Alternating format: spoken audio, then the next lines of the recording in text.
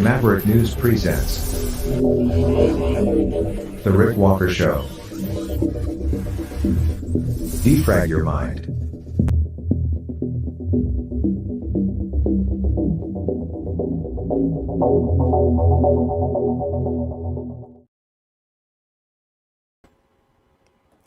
Good evening, everyone. I'm Rick Walker. Welcome back to the Maverick News Channel. Hello, Maverick family.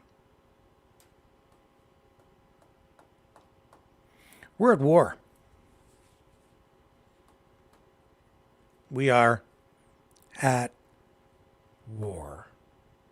The government has not told us we are at war. I don't even know if they realize we're at war. We are at war. The enemy is not easily identified. But if you stop and you think, you can see that the battle lines are clearly drawn, if you know how to look at it. And when I say we're at war, I don't mean anymore just an information war. That's a huge part of it. I mean, we're at war. And I don't even dislike the enemy. Unless it's us.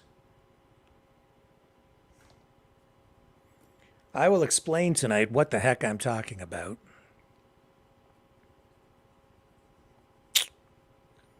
Tell you, strange times.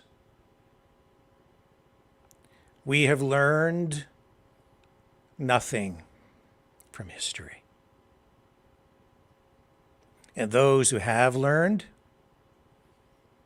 in my estimation, seem determined to repeat it. We're at war. I'm sorry to tell you, folks. We don't recognize it here because it has never come here in this way before. And this is dangerous.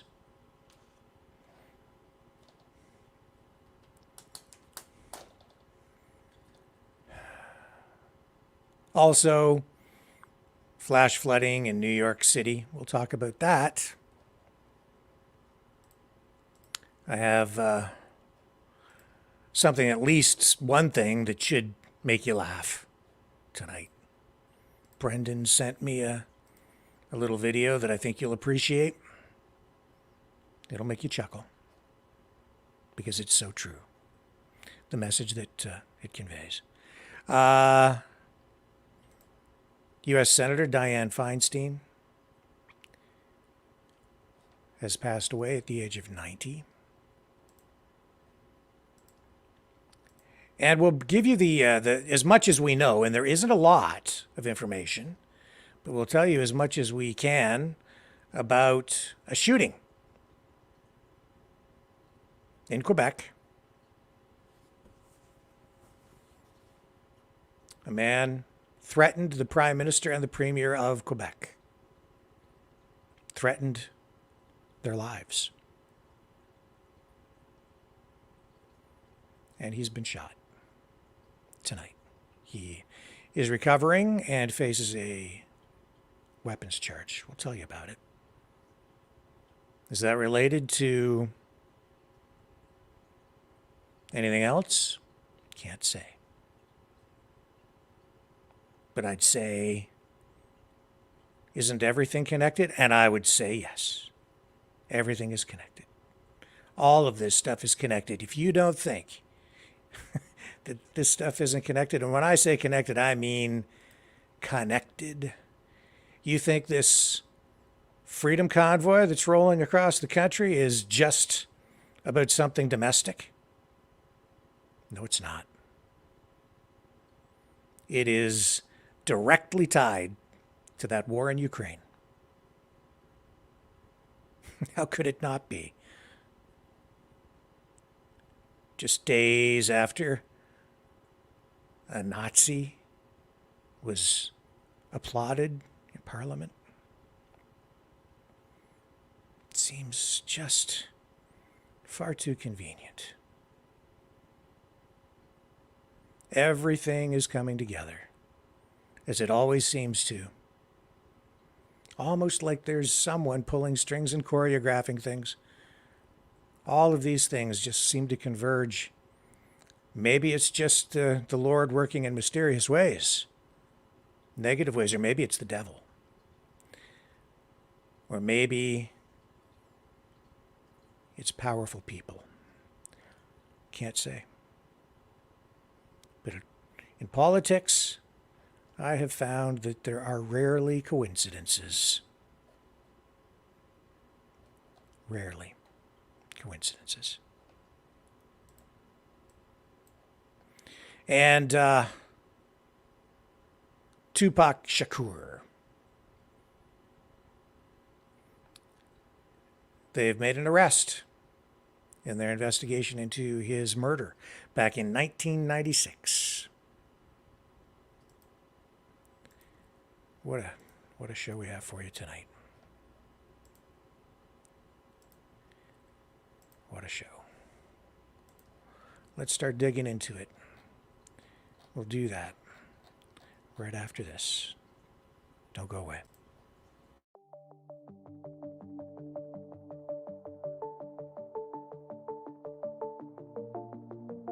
Greetings, brave Mavericks. Our quest for truth continues. We go beyond fake news. Together we expose propaganda. Together we pull others out of rabbit holes. We are maverick thinkers. We are all unique individuals, defenders of individual rights and freedoms, credible, trusted, grounded in reality. Maverick News, Maverick News. Defending free speech, free speech. Donate at freedomreporters.com. Do it now. Tomorrow may be too late. Maverick News. The world is watching.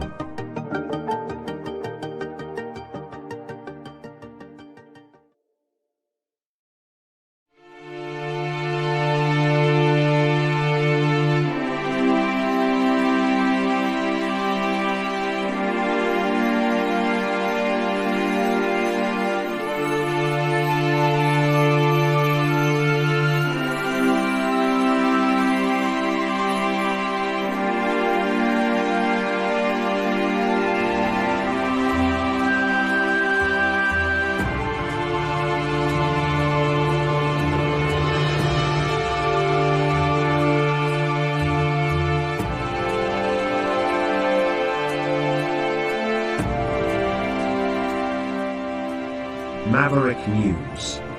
The world is watching.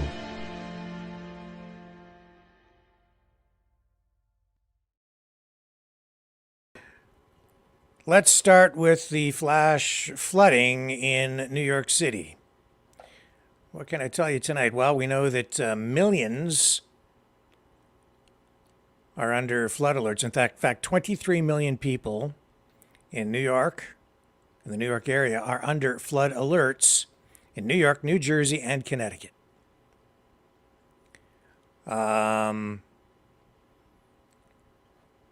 They had heavy rainfall. I guess about 4 inches of rain fell very quickly, and it has resulted in some pretty incredible scenes. It has created mayhem, all kinds of traffic problems, flooded basements, flooded streets. Here, I'll share some video with you here. Hang on.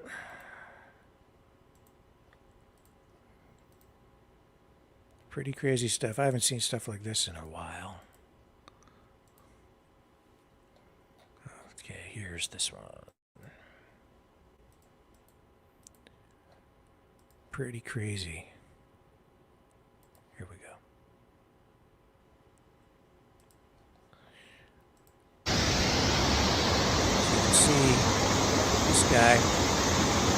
shoulder deep. And this construction site, obviously digging, so the water is pooled into the hole that was being dug with that backhoe. Pretty insane. And then there's this. Yo, 60 to 130, no. Little jet skiing around the street. Man, I go for your boat over there to push it, no. I guess. And this guy here, 15 people have been rescued by firefighters so far. This guy being carried.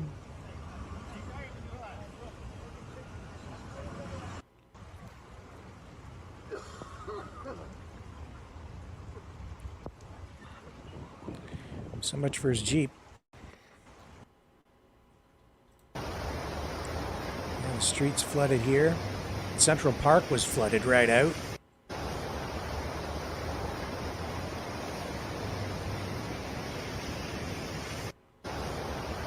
So you can see it's not flooded up in the in that grassy area there. Well, it's like all wet, and it's pooling down in the lower area.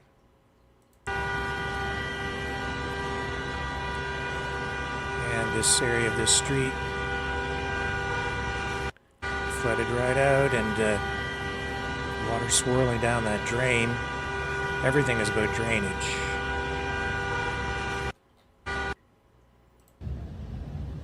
Look at that.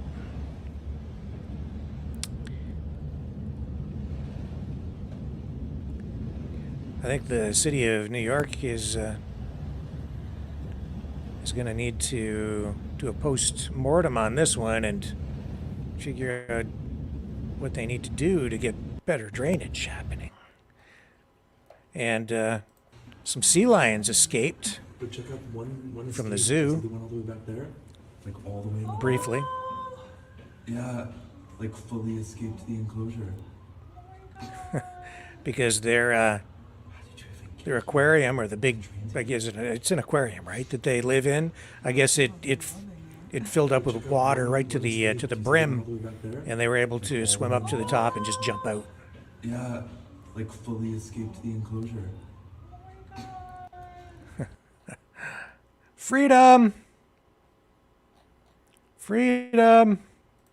And the lake is overflowing by a lot. People who don't realize this is not normal. Totally not normal. Wow. Wow, wow, wow. Wow.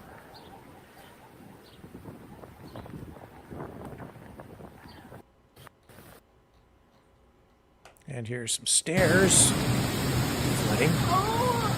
And in what looks like maybe a parking area.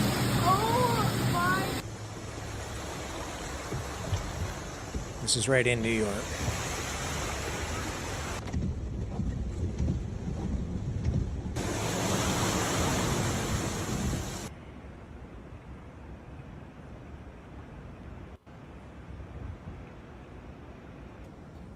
So all the low-lying areas that, of course, are getting hit.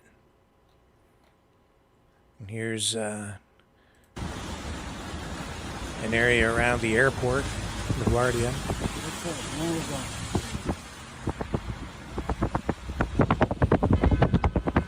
Traffic. Welcome to the Big Apple. It's a soggy day. Nobody killed so far. No reports of any deaths. So that's good news.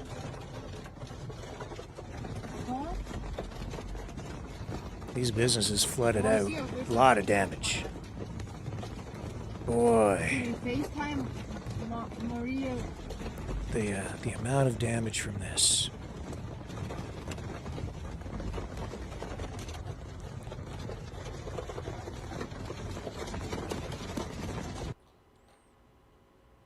What do we have here? Canada geese.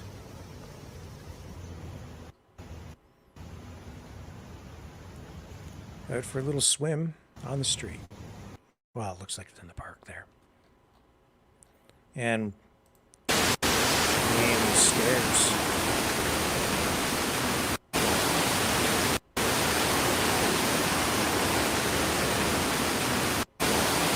Crazy. Ay, ay, ay, ay, ay, ay, ay. Ay, ay, ay, ay, ay.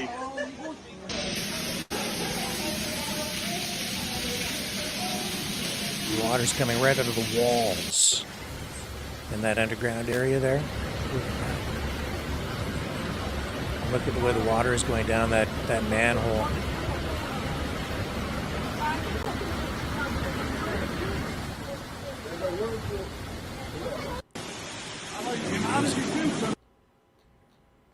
Truly amazing.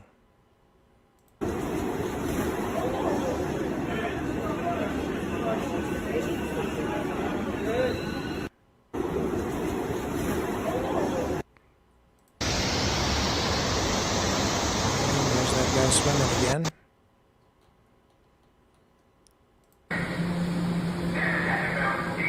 And this is a look inside the subway there again. So yeah, the governor has declared a state of emergency.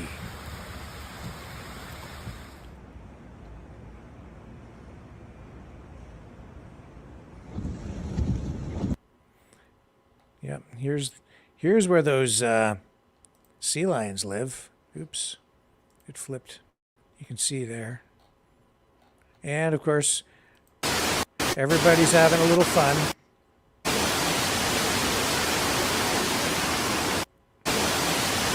President and VP go for a little kayak ride.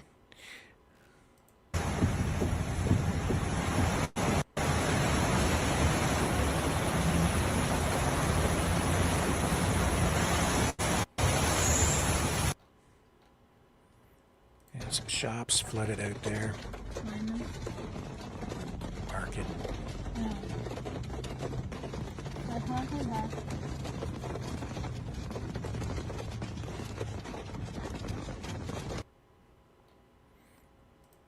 And those cars, folks, are toast. Hello, children. Well, you know when you get your license and they say don't drive in flooded water? This is why.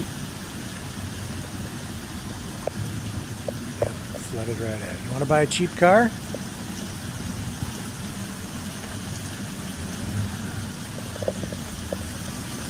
Hey, if you go on the internet, check the classifieds, I bet you find some next week. Like in New York. Shouldn't buy one of those. After they've been underwater like that, you're going to have trouble. A lot of trouble. Especially with today's cars and the computers, man. That'll get you.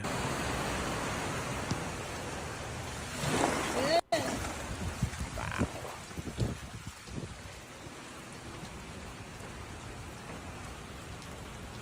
That's NBC. Just NBC and me. Whoa. Pretty amazing stuff. Mother Nature's powerful.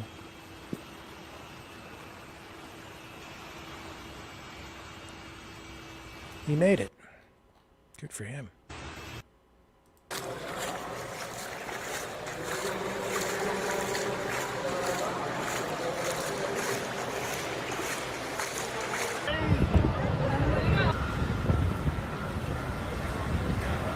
Again at the airport.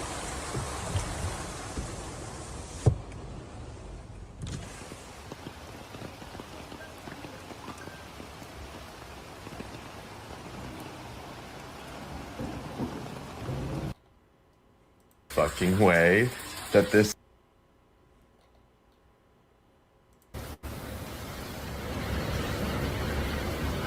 another angle on that. So that gives you a pretty good indication of what has been going on there in New York. No, you're good. It's a lot of water.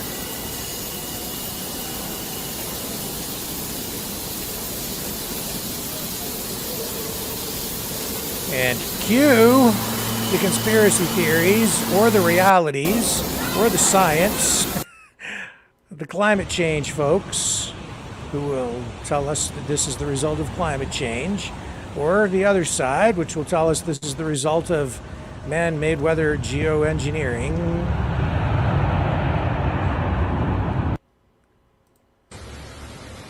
And then everyone will fight.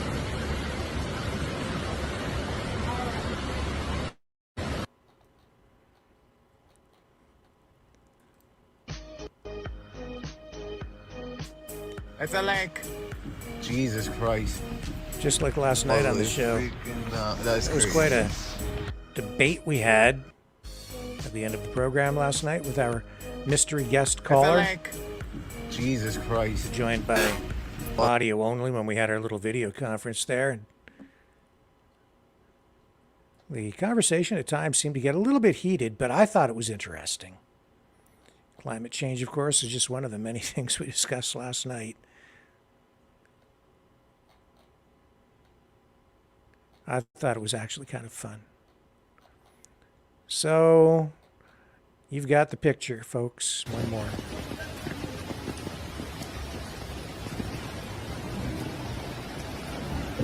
So, a state of emergency in New York.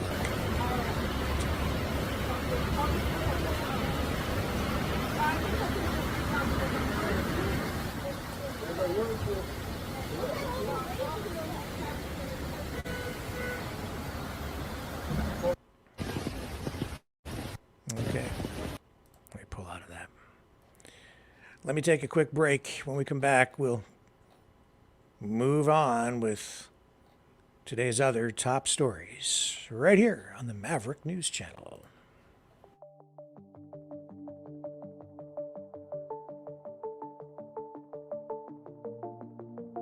Greetings, brave Mavericks. Our quest for truth continues. We go beyond fake news. Together we expose propaganda. Together we pull others out of rabbit holes. We are maverick thinkers. We are all unique individuals, defenders of individual rights and freedoms, credible, trusted, grounded in reality. Maverick News, Maverick News. Defending free speech, free speech. Donate at freedomreporters.com. Do it now. Tomorrow may be too late. Maverick News. The world is watching.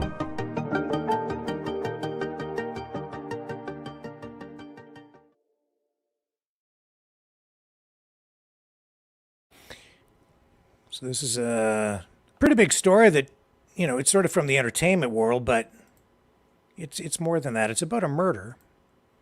It was all the way back to sort of the mid-1990s, Tupac Shakur. And I'm not really a fan of rap music, but I do know that he is an iconic figure in that community.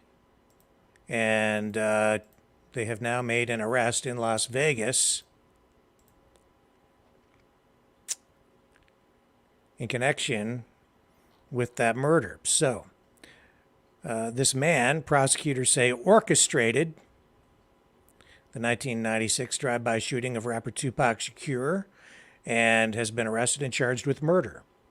So, of course, he has not been found guilty yet, but this is, of course, something that a lot of people have waited a long time for, some sort of a breakthrough in this case. His fans, his family. And now we're finally getting that. Dwayne Keefe or Kefe, I don't know how to pronounce his name, but his name is Dwayne Davis. Dwayne Kefe D, or Dwayne Davis. He's 60 years old now. And investigators knew this guy as one of 4 suspects identified very early in the investigation. Now, he is not the accused gunman, but is described as the shot caller. That's the way authorities described him today at a news conference and in court. So Davis himself has admitted in interviews and in a tell-all memoir from 2019 that he provided the gun used in the drive-by shooting.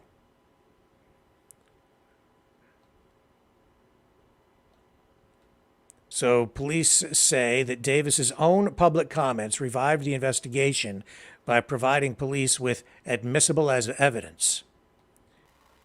So he was arrested early today while on a walk near his home on the outskirts of Las Vegas. This hours before prosecutors announced in court that a Nevada grand jury has indicted the self-described gangster on one count of murder with a deadly weapon. So the grand jury has also voted to add a sentencing enhancement to the murder charge for gang activity. And so if he's convicted, he could have up to 20 additional years added to his sentence if found guilty. So this is the first ever arrest in the case, and it came more than 2 months after Las Vegas police raided Davis's home in Henderson, which is near Las Vegas, for items they described at the time as items concerning the murder of Tupac Shakur. So let me see if here we've got, I've got this, I think we've got the news conference or a clip from it here for you. Not the whole thing, but a portion of it. A highlight. And yes, here we go.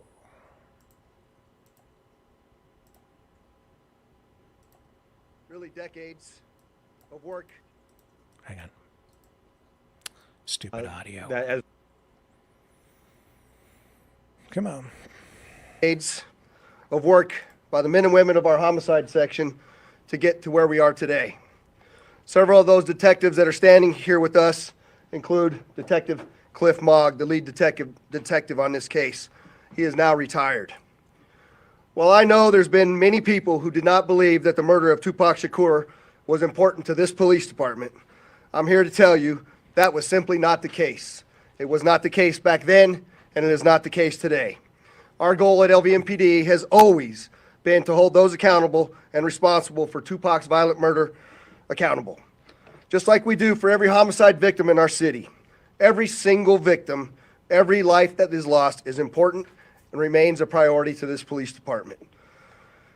As we methodically built this case to move forward with an arrest, it was also important that at the same time, we're building towards a successful prosecution. We work closely with our esteemed district attorney, Steve Wolfson, in his office to ensure that is going to happen. Mr. Davis's own words reinvigorated our case in 2018. I'm going to give you some of those details, and I'm going to introduce to you our homicide lieutenant, Jason Johansson, and he will provide you many of the details on how we got here today. Lieutenant. Thank you, Sheriff, and thank you everybody for being here today. My name is Jason Johansson, and I'm the homicide lieutenant with the Las Vegas Metropolitan Police Department. And my goal here today is to walk you through our investigation and what led us to the indictment of Dwayne Davis, also known as Keefe D, for the murder of Tupac Shakur. This case has been reviewed by our homicide team and homicide detectives for over 2.5 decades. And ultimately, our persistence in this investigation has paid off. Let me walk you through a timeline of events that as we know them right now. Prior to September 7th of 1996, as we all know, Tupac Shakur was an artist who was signed with Death Row Records. And that Death Row Records and its CEO, Marion Suge Knight, were closely affiliated with the Mob Piru criminal street gangs, and that they had an ongoing feud with the Southside Compton Crips. Dwayne Davis was the leader and shot caller of the Southside Compton Crips. And both of these gangs operated out of the Southern California area of Compton. On the night of September 7th of 1996, Tupac Shakur along with Suge Knight and members of their entourage, which include members of Mob Piru, came to Vegas to attend the Mike Tyson fight at the MGM Grand Garden Arena.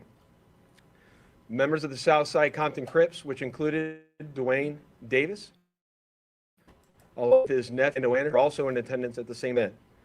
As both were leaving the fight, members of Death Row Records spotted Orlando Anderson near an elevator inside the MGM, and at that time they began to kick and punch him near that elevator bank. I will now show you hotel security footage, as many of you have already seen, related to this incident.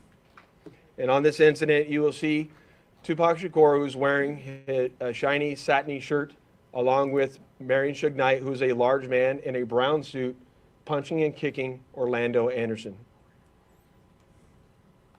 Following this incident, you'll see hotel security intervene, and then they will leave the area of the fight.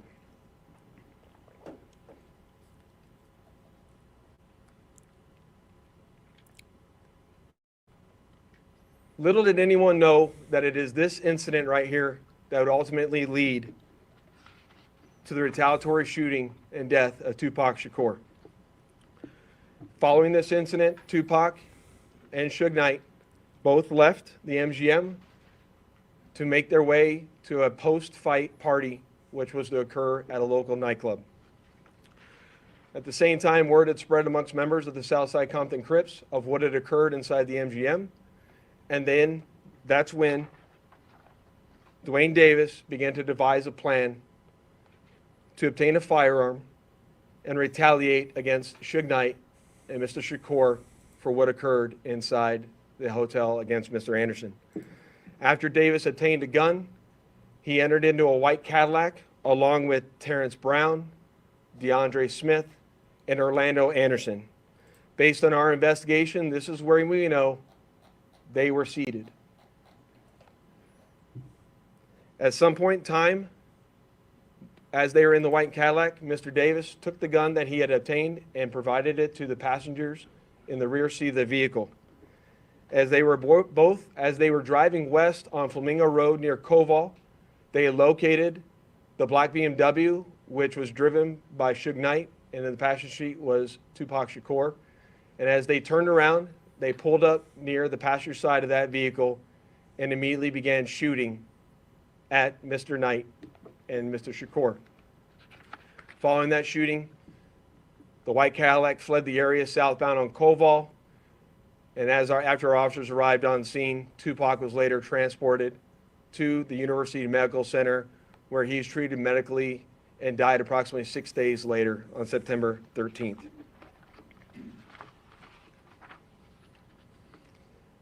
My homicide section handled this investigation from its onset and for a short amount of time.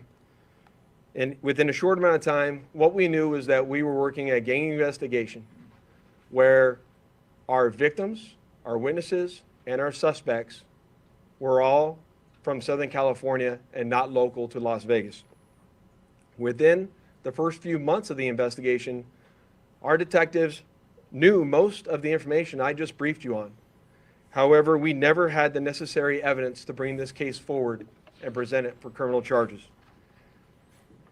As time went on, this case had been reviewed multiple times by different investigators assigned to my section, but it wasn't until 2018 that this case was reinvigorated as additional information came to light related to this homicide.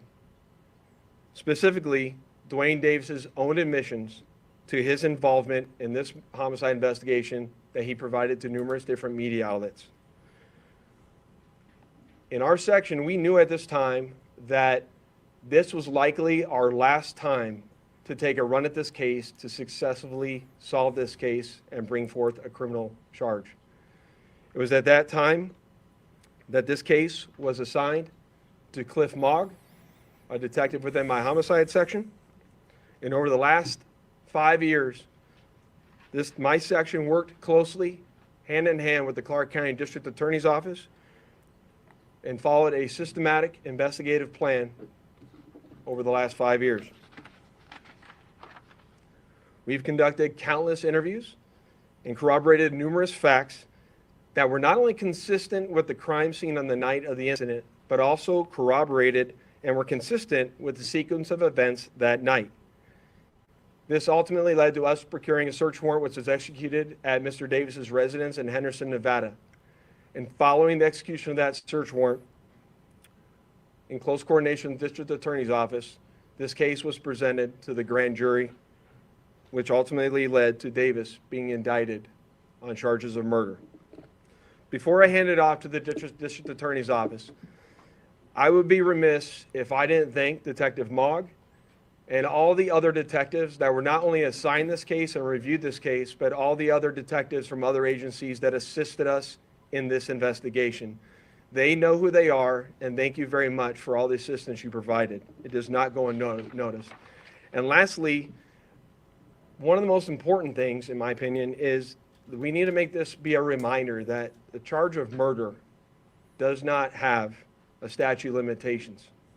This agency has been and is invested in solving our cold case homicides so that we can bring closure to those families and justice for those victims of homicide. And with that, I will turn it over to the Clark County District Attorney, Steve Wilson.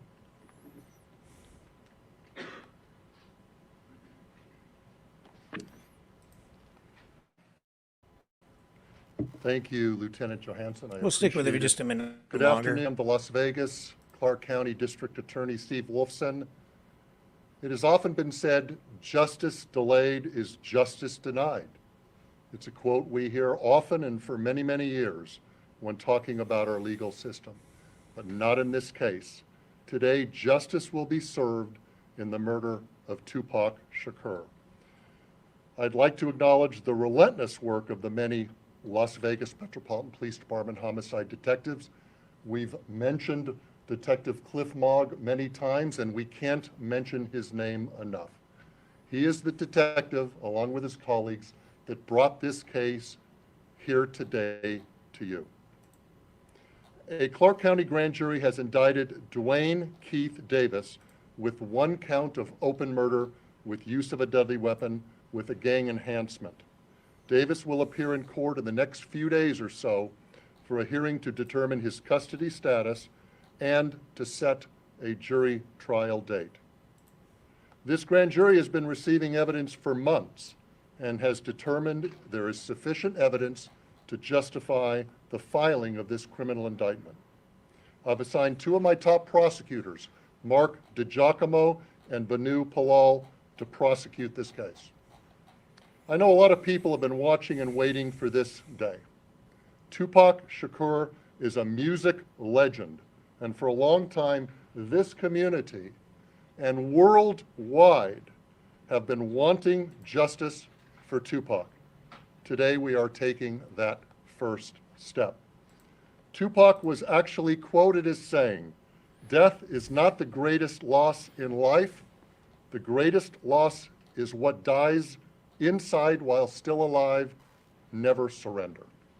Well, we didn't surrender thanks to the great work of the Las Vegas Metropolitan Police Department under the leadership of Sheriff Kevin McMahill, Lieutenant Johansson, retired Detective Cliff Mogg. I am proud to announce the return of this document. This is the indictment we've been waiting almost 3 decades for. It spells out the facts and circumstances and what justifies a Clark County grand jury in returning an indictment. Justice will be served. Thank you. It was a long time coming.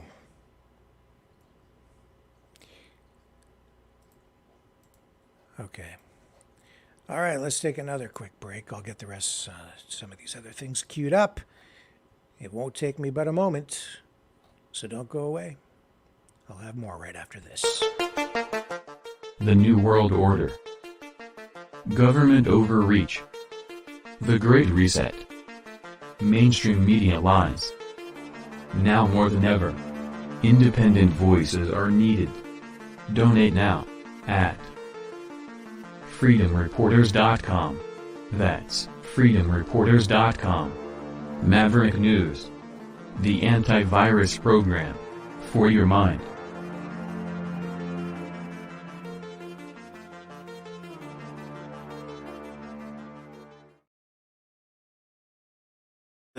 Tis the season for colds, flus, and COVID.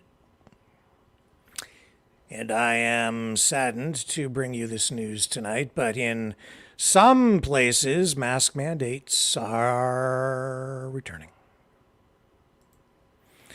In British Columbia, Dr. Bonnie Henry, BC's provincial health officer, and Adrian Dix, the provincial health minister, have announced new safety measures in healthcare settings October 3rd. This will include mandatory masking in patient care areas, long-term care homes, and assisted living facilities. Dr. Henry also provides here for us an update on the state of respiratory illnesses in the province, and also has announced the launch of the province's full vaccination campaign, which begins October 19th. So I'm sure you're all thrilled to hear that. And they also have some plans to add more hospital beds to healthcare facilities. But the big news here, the mask mandates and the big government push to get your boosters. Here they are.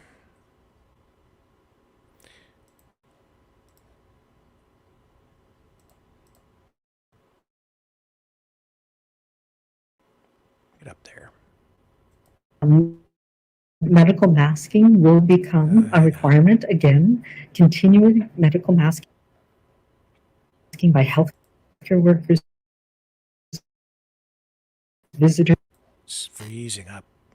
Return to work guidance and know what to do with that. Increased hand hygiene, increased cleaning, what we call respiratory etiquette, making sure you cough in your sleeve, clean your hands regularly.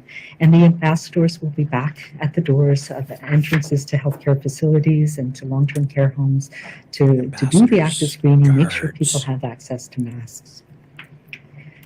And finally, medical masking will become a requirement again. Continuing medical masking by healthcare workers, visitors, contractors, volunteers in patient care areas. So really focusing on those areas where people are at risk. And that includes all health authority, hospital, clinical settings, all long-term care homes, seniors assisted living settings, private hospitals, and private mental health facilities. We are trying to find a balance, particularly in long-term care, of finding safe times for visitors to long-term care to have that important face-to-face contact with their loved one in a safe way. So visitors to long-term care must wear a medical mask in all common areas and when participating in any of the indoor events that are happening. But we're finding opportunities for them to have FaceTime with your loved ones as well. We know how important that is for the health of residents in long-term care homes. So that's a summary of what we're seeing. So really important, get up to date on your vaccinations. Expect to wear a mask if you're in a hospital or a healthcare setting in the next few months. And that's the best we can do to protect each other and to make sure that we can slow down and decrease, minimize the impact of these viruses on ourselves, on our communities, and on our healthcare system. It was supposed to be 2 weeks to flatten the curve. And I've lost track of the time. I grow weary. I've lost track of the time.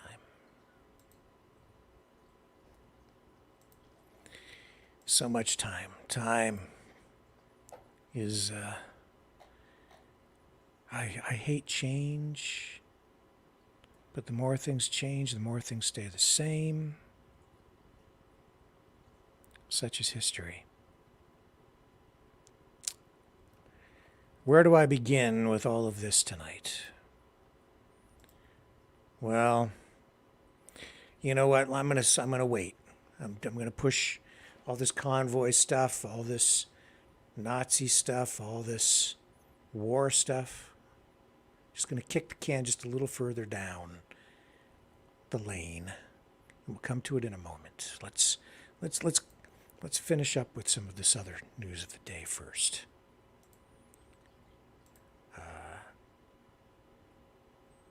U.S. Senator Dianne Feinstein of California, Democrat, elected to the Senate back in 1992 in the year of the woman, and she has passed away at the age of 90.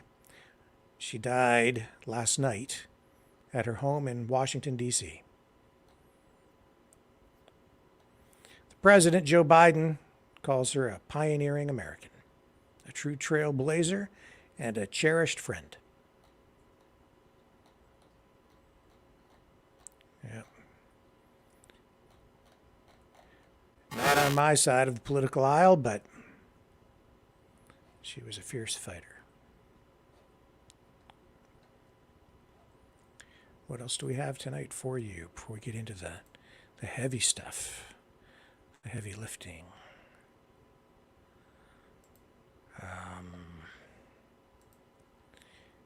Okay, move out of that. Just want to make sure I clean up all this other stuff here first for you. Because we're going to get into some nitty-gritty, heavy-duty things. I think we've got we've got it covered. Okay, so let's get into this. We went through the whole storm. And Tupac. Okay. Where shall I begin? You all know that, last night, we had Jeff Evely from V4F, Veterans for Freedom, on. And they issued a joint news release warning people about this Save the Children convoy. They say they have safety concerns. They say that it may not be peaceful. So I'll show you again the media release that they put out. Here it is. And I'll read it to you.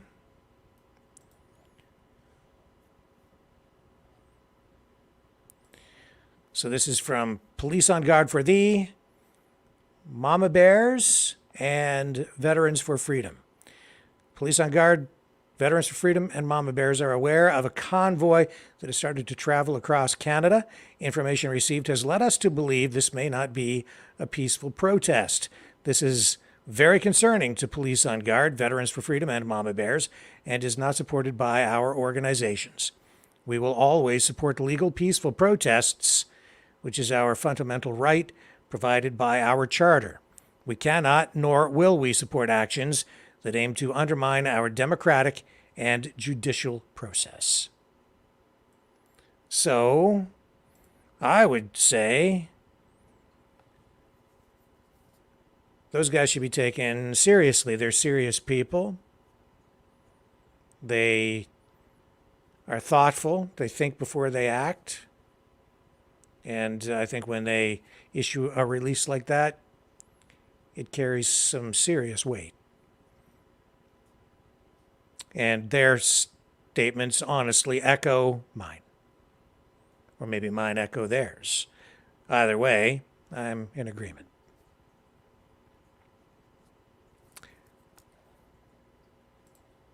But they're not giving up. They are not giving up. And I understand why. People make their own choices. But there is this story tonight as well, and it is not clear if this is related to the convoy at all. There's nothing that has come out yet in terms of media information, police information, any evidence of any kind to say that it is directly or even indirectly related to the convoy. However, a man in Scottstown, Quebec, was shot by Quebec police. This happened very late Wednesday night almost kind of into Thursday morning, yesterday morning. Or I guess actually it was around 5 a.m. on Wednesday. This story has really received very little media attention, which to me, really strange. Very, very strange. Why has this story sort of been pushed down? It feels like it's being suppressed. In any event, what happened here is provincial police were made aware of this suspect. And this guy's name is Jermaine LeMay. Now, very difficult to confirm who this guy is on social media. I think some of the stuff that he posted, what he did post, I think has been taken down. So it's been purged.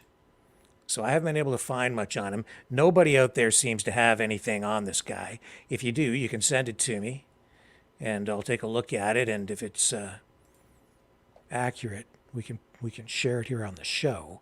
But so far, I've not found any images of this guy. He did appear in court via video link, I believe, again today. In any event, he was shot after making threats against Prime Minister Justin Trudeau and Quebec Premier François Legault. So police went to a residence in Scottstown, Quebec. They went there to make an arrest. One officer saw through a window that the suspect was holding a gun. So when they entered the home, police say the man pointed this gun at them, and then police opened fire on him, wounding him. So Scottstown is about 200 kilometers east of Montreal, and maybe more, and just for additional reference, it's located, what is it, about 4 hours? I'll bring up a map here. I think it's about 4 hours from Ottawa. And here, I'll show you on the map where it's located. Right there. Bingo. Come on, get up there on the screen. All right. So this is where he's located. So you can see here, we'll zoom out. There's Sherbrooke. Montreal's way over there. And again, about 4 hours from Ottawa. And we zoom in here. And there's Scottstown right there. Just so you have some reference. Small town. So the Premier's office issued a brief statement saying that making any kind of a threat against a public official like that is unacceptable. And politicians in Quebec also expressing concern about increasing numbers of threats against public officials, politicians. Makes one wonder why. And I think we touched on maybe one of the main reasons last night, and I think social media has a lot to do with it. Mental illness and politics. And politics. Now, we don't have the details on this case. We'll have to wait, I guess, until this thing goes to court, at which time, when the trial begins, then the evidence will come out. No doubt the judge will impose a publication ban. Don't think that there's anything really sinister about that. It's a matter of routine. It has been for years for judges to, in the initial stages of court proceedings, to impose publication bans. But when it goes to trial, then the evidence can come out. But in order to ensure a fair trial, they usually impose a publication ban during arraignments and the series of court dates that take place between now and the the trial. So we don't really have the information to share with you this evening on exactly what the particulars are surrounding this case. But it is interesting to see that it happens right now, that he made threats against the Prime Minister and the Premier. All this happening when all this other craziness is going on in our country. A Nazi in Parliament. Another convoy rolling across the country. Save the Children convoy. Why are they doing it? Oh, is it just to save the children? Well, it seems like the reasons vary depending on who it is you talk to. Number of organizations involved. Save the Children, that concept is at the core of it. They're making it clear, or trying to state, that it's not connected to the Million Walk for Children that just took place. And, I have heard the cryptic language, but they, where they kind of say that this time they're not going to they're not going back. They're not going to give up. They're, how do they put it? This time, they're not standing down. They're going to hold the line no matter what. That's what we keep hearing. And yet at the same time, they keep saying it's peaceful. So a number of organizations kind of emerging now as being involved, and one of those is Stand for Thee. They had a news conference last night, and they're how involved they are, not really clear, but they do have this Zoom meeting that they published publicly to bring people up to date on the convoy, and they had this person from the organization Bridges to Freedom on to talk about it. So let's just show you what they had to say last night briefly to give you an idea of where they're, what the objective is here in their minds. Let's see if we get that up on the screen here for you. Stand for Thee, they provide, well, legal advice to people. Please. Okay, so thank you so much, Shay. Thank you so much for your patience. Truly appreciate it. So as Shay mentioned, I was going to come on here and talk about some stuff that's going on with Stand for Thee. It's been a wild wide of a week, and so where we are today is we're talking about Convoy 2023. We've got Norm Blanchfield on here. We've got Byron Carr, Bridget Belton, Jane Scarf, and V. Gandhi. And I'm going to hand it over to Norm in just a quick second because I know Norm has a time crunch. But really, what the message is with this convoy is Trudeau for treason.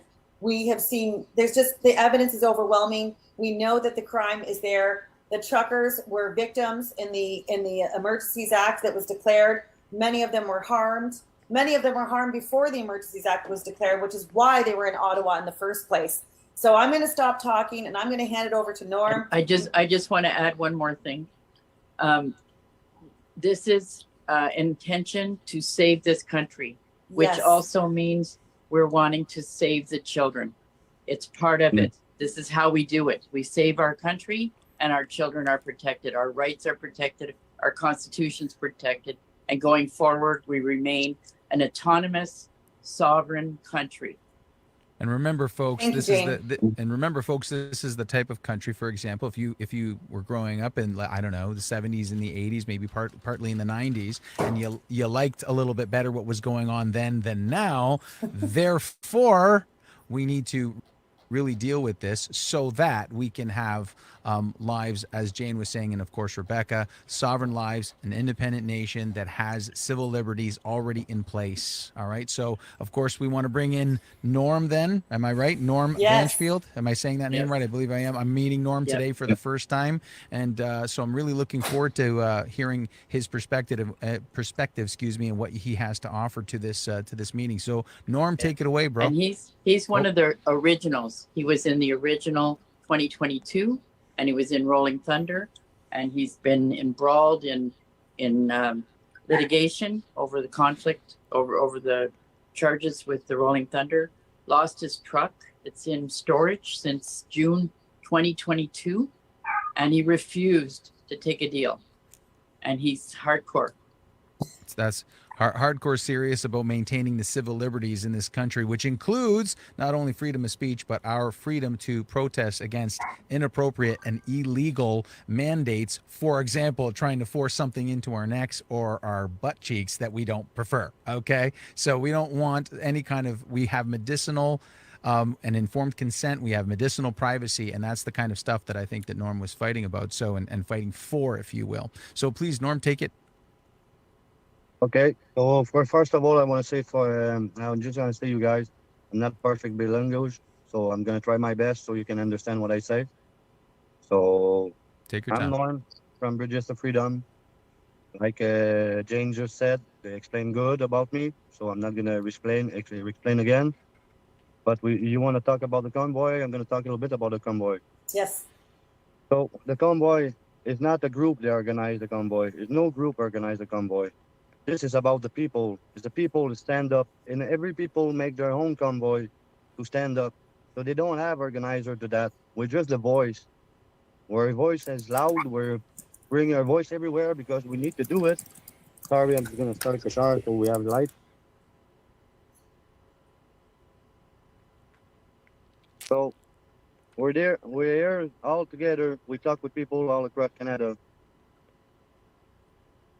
All right, so we're all on the same page, and every one of us, they put their heart on it because we have children.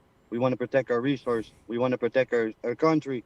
It's time to do it, shoulder to shoulder. No matter what the problem we have and each other, every group and every people, we have to put that on the side and be all together and fix our problem. And I know they have a lot of people. They work hard to be able to keep the kids at home and don't go to the school.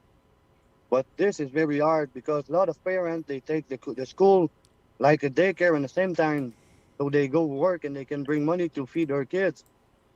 But if you think about it, they have a lot of people that are going to bring their kids at school. So what we should do to protect those kids, the parents that don't have the choice to bring that to the school, we have to protect the school. So that's why we have to fix the problem with government right now, because the government, they're not there for the good thing for our kids. So it's belong to us to stand up like a parent, like a Canadian, and proud to be Canadian because we're going to stand up and protect our children and protect our resource and protect our land because it's our land. And so if I'm understanding you, Norm, if I'm understanding you, just for clarity, I think what you're saying is, for example, I happen to homeschool my children. However, I think you're taking like-mindedness with me that just because I prefer to homeschool my children doesn't mean that I don't want our public system to function properly. I want it to exist. I'm happy to pay taxes towards it, but it's supposed to be functioning properly. So if I want the choice to be able to homeschool my children, or if, next year I say, hey, I want to take my children to the public system, I want to be able to do that and do that safely. And that's what you're talking about. You're saying, hey, it's a great thing if you want to homeschool, but not everybody can do it. And hey, even people who homeschool, maybe they only want to do it or can do it for a few years. So let's have that option available to be able to go to the public system, but make sure that the public system is functioning properly and morally for our children. I think that's what you're trying to say. Yeah, you said it better than me. Thank you. No problem. Keep going. Great. So the convoy, they start for Save the Children. But when we talk about Save the Children, it's not just about the children. The children, they have to be safe for the resource we have and we give everywhere. We sell everything everywhere. And we have everything we need in Canada to have a good life. And I don't say we don't have to share. That's not what I'm saying. But we need to keep our resource and we need to protect our resource because now they don't use it good. And if they continue to do this, it is not protect our children for their future. So we have to think for the future. So we need to live them a nice country. So it's all about that. It's all about the children. So everything, it's about the children.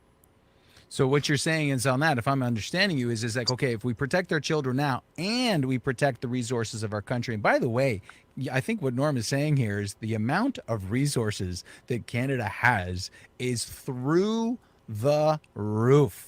Okay, we've got a lot of land and we've got a lot of variety in this wonderful land that we call Canada. And I think what Norm's trying to say is, so in order for us to truly take care of the children, they actually have to have a future and a sovereign country. And therefore, we have to take care of that. You can't disconnect it. These are not two separate pieces. It's how do you, oh, I'm going to protect the children now. Yeah, but if in 12 years from now, they're under tyranny, well, then you didn't really protect your children because now your 10-year-old is 27 and has huge issues. So what I think Norm is saying is that it's all part of the same bag. So it's a wonderful nation with great resources, and it should be acting like it and running like it. And our representatives, whom we hire, and I'm going to use the word hire, we hire to represent us, have to always work in the best interest of the citizens of the nation, so that when our children become adults, they have wonderful opportunities, not only for themselves, but for their children. And that's the idea I think that Norm is trying to get across. Am I accurate on that, Norm?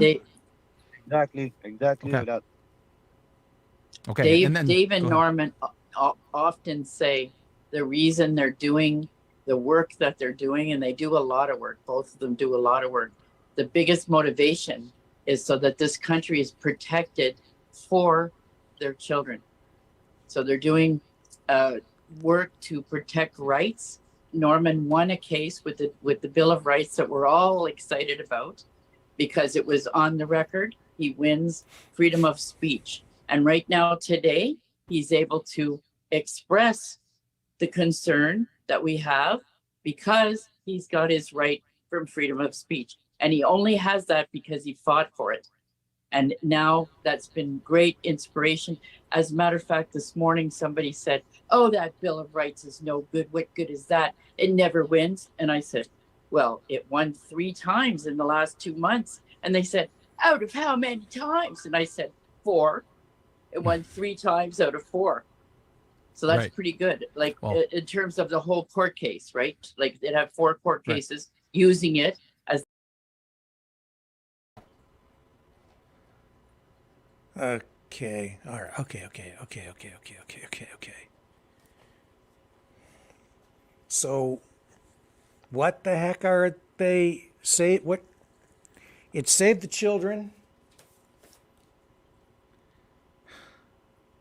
Save our resources. Trudeau for treason. What's this other one I scribbled down here?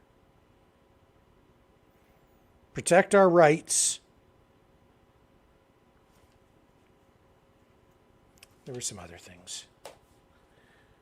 So, all right. And then there's this. They put this out. This is a release from. Let me bring this up here. It's a notice to the RCMP that they've sent out. Believe it or not.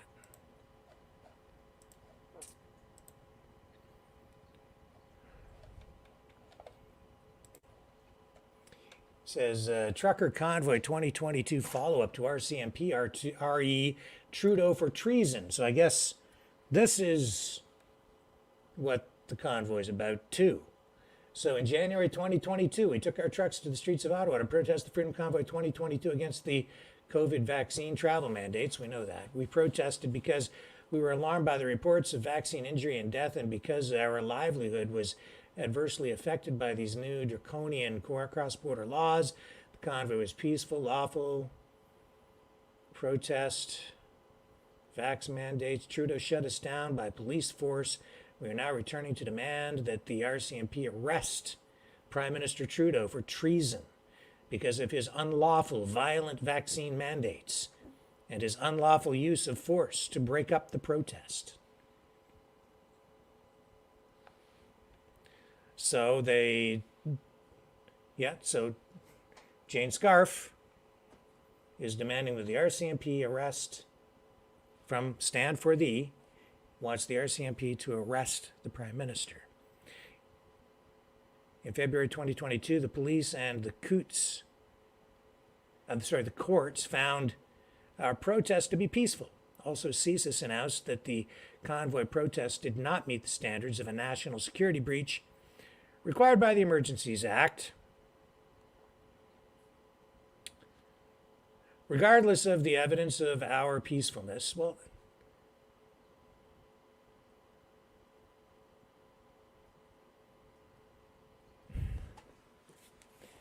Trudeau illegally declared a national emergency, issued counterfeit regulations, and brought in armed police, many of whom could not be identified as Canadians, to shut down the peaceful protest by force.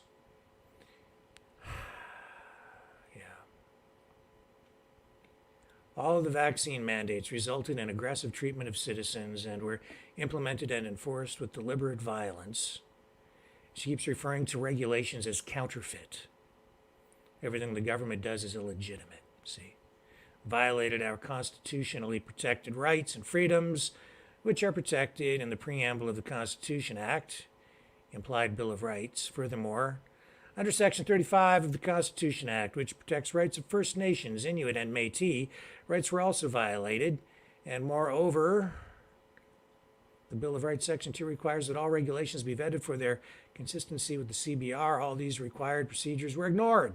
The unlawful vaccine mandates and actions towards us for protecting were taken in conspiracy with foreign powers, the World Economic Forum, World Health Organization, and United Nations. What makes this action treason is 1, conspiracy with foreign powers, 2, undermining parliamentary process, and 3, violence was used to undermine the Canadian sovereign, that is, the people. So she's saying the Canadian sovereign is the people, not the king. To support our protest, Stand for the, S4T, the grassroots organizations whose mandate is to lawfully defend our rights and freedoms, has prepared a police incident report for us with evidence that proves treason by Trudeau. The link to the incident report is here. So I guess this is not really a release from Jane Scarf, but she wrote this addition to it for them. And then it looks like it has been posted. Yeah, she shared this out or posted it on her Facebook page. And she's with Stand for the. She says, let's share this out to all those who supported the truckers.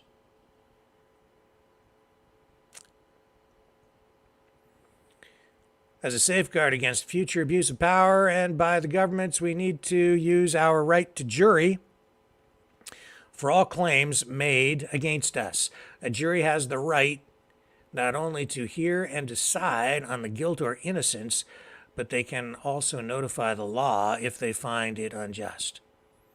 Had juries been provided for any mandatory vaccine charges, more likely than not, the jury would have nullified these laws. And later, juries for the convoy charges could have also dealt with government overreach more effectively. Note, surveys found 70% of people did not agree with the invocation of the EA against the truckers. The history of this right to jury started with the Magna Carta in 1215. The Magna Carta's intent was to prevent the king's domination of the court.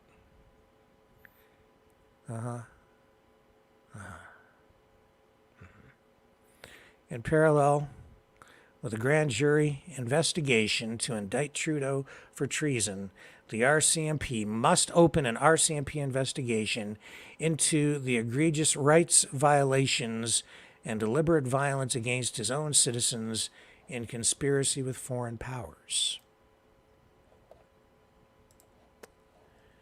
Okay. So I guess that's also what the convoy is supposed to be about.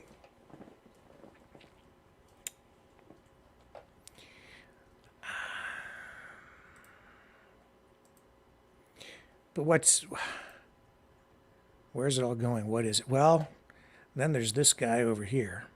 This is from Hammerhead Garage. Okay. So he posted this. Here's what he's saying about it. And I know that, hang on, here we go. Here we go. People have it in their mind that we don't have that right. I'm here to tell you we do have that right. I'm here to tell you we do have that. For some reason, people have it in their mind that we don't have that right. I'm here to tell you we do have that right. And we don't get it from any piece of paper. All right, we're born with it. You can't turn our rights into privileges because they are rights. We're born with those rights. They're not something that's written on the charter or written some other place. That's a bunch of nonsense. So if there's any violence happens on this convoy, we didn't start it. And you're hearing it directly from me, okay? People are traveling. People are on the move right now. It's going to be bigger than anything you've ever seen, guys. I'm telling you right now. The people in this country, this landmass known as Canada, have had enough of this nonsense. We're not taking it anymore. Okay? We will not take this any longer. So please support us. Because this is not just about this landmass known as Canada. It's about the world. It's worldwide. It's going to be worldwide. When people see what goes on and the courage and the strength of people standing up, it's contagious, guys. Just like the truck convoy was contagious. Don't listen to the naysayers, okay? We're not an extreme right group. We're not of this. We're not of that. We're men and women, and that's all we are. Grassroots. Come up from the country. We came up from the country. Okay, we sprung up from the ground. That's where this came from. This has nothing to do with LGBT. This has nothing to do with the other convoy. This has nothing to do with V4F or any of those other groups. This has nothing to do with Marcus Ray. This has nothing to do with any of that stuff. This has to do with a bunch of men and women in this country that are not going to sit around and let a bunch of Nazis, because what else are they? They're even letting them in the parliament now,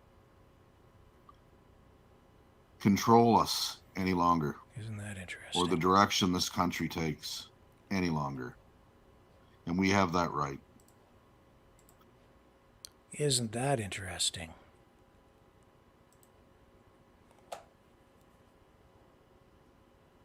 So now they're fighting the Nazis. In their heads. They want you to fight the Nazis. But wait a minute. I thought they were the Nazis. That's what the government kept telling us, right? And so when the Million March for Children was happening, you had the anti-fascists or anti-Nazis out in the street fighting people, pushing against freedom fighters who are supposed to be Nazis. But now you've got the Nazis fighting the Nazis. Kind of weird, isn't it? Seems very strange to me. Now, is Chrystia Freeland a Nazi? Is the Prime Minister a fascist, a Nazi? Ask some communists, they'll say, "Oh yeah, he's a Nazi." They don't want him. I say he's a globalist, so I say he's like a neoliberal, communo-fascist Nazi. Maybe Nazis come in various shades, but it seems now what we're going to end up with is one group of people that the media and one side has painted as a bunch of Nazis fighting the government and the establishment, which are now also being painted as a bunch of Nazis. We saw this past week in Parliament, and let me see if I can find this for you, this guy, Yaroslav Hunka. Where'd you go? Honored in Parliament. And of course, we saw all 338 members of Parliament stand and applaud along with dignitaries during Volodymyr Zelensky's visit when he arrived in Canada and out looking for money and walked away with another $650 million. For this man, a 98-year-old Ukrainian Canadian who fought for Ukrainian independence against the Russians during the Second World War. Zelensky's speech received at least a dozen standing ovations. There was also one for this man, a 98-year-old Ukrainian Canadian who fought for Ukrainian independence against the Russians during the Second World War. Zelensky's speech received at least a dozen standing ovations. And that reporter also doing the report and saying, and there was also an applause for this man. The reporter didn't get it either. Obviously. For the CBC, the government-funded state broadcaster, she's writing the script. She had time to figure it out. And you would think that the editors back at the CBC would also vet the script, but that's a sidebar. And it appears they missed it, because if you listen to the way that's scripted, it's all very positive. So the state broadcaster, government-funded, not only saw it happen, but then took the recording of it, edited it down, added narration through scripting, and didn't understand that this guy was a Nazi.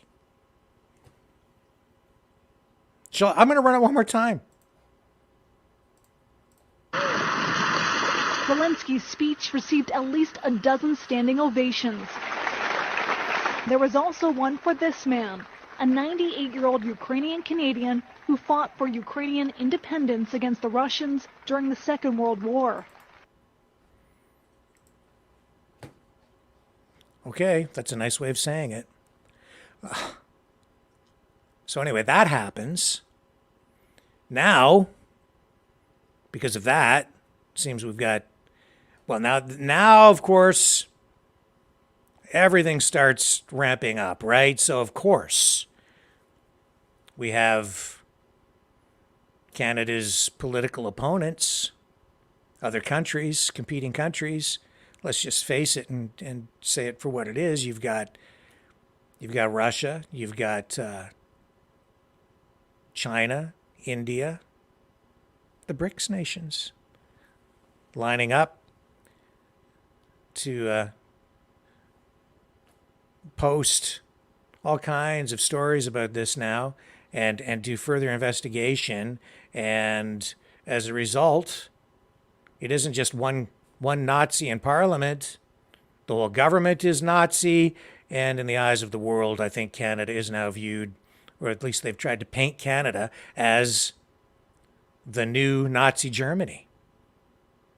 Yeah, I think it's that serious for some people. Now, Canada might get, some people might cut us some slack from some of our allied countries, but there's a real serious effort underway to paint this entire country as the new Nazi Germany, full of Nazis. We're just a bunch of Nazis. Well, I don't think that's quite accurate. But yeah, Canada does have some old Nazis here, have had for a long time. A lot of other countries have too. I pointed that out the other night.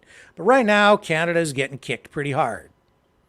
And I say it's still Justin Trudeau's fault, and also the fault of the fault of the Deputy Prime Minister, Chrystia Freeland. We're going to focus a little bit more on her tonight. We've been focusing a lot on JT, but Chrystia Freeland, Deputy Prime Minister, direct ties to Ukraine, family, right? Grandfather, Nazi soldier. We showed you the picture a long time ago when that conflict in Ukraine started, holding that Nazi banner. Banderites. Well, here she is being asked about how many Nazi soldiers might still be in Canada, and she's very uncomfortable with this answer. Listen to the way she responds. There are calls by B'nai B'rith to reopen a report by the Duchesne Commission so that Canadians can know how many veterans who fought with the Nazis are here in our country. Will the government do so, and what is your response to that?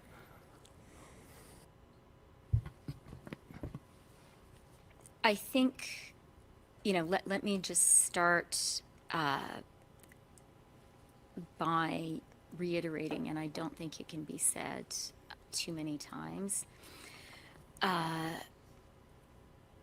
how hurtful for so many people in Canada and around the world what happened was and has been and continues to be.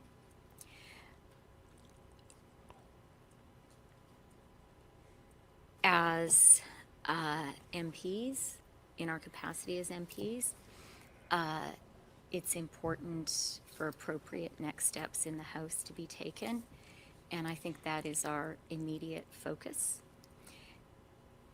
And as a government, we're going to be very thoughtful about any further steps that need to be taken.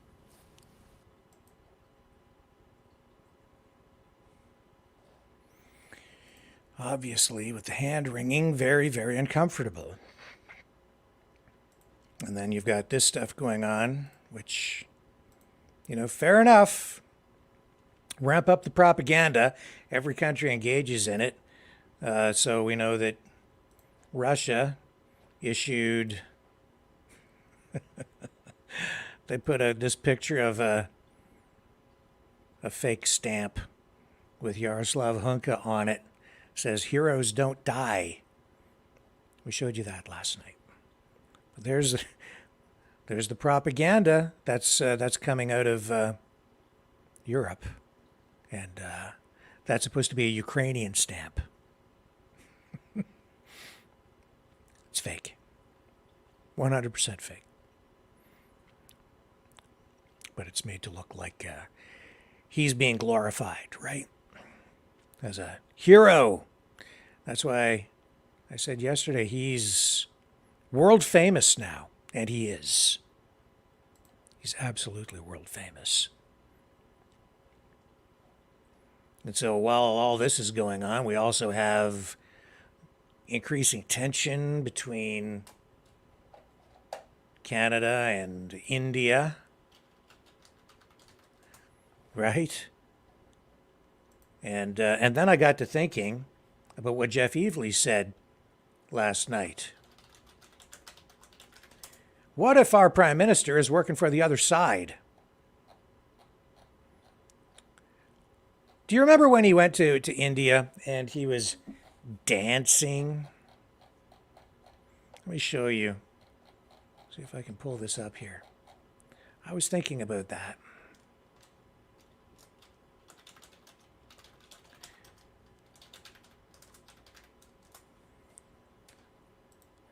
Oh, I had it here.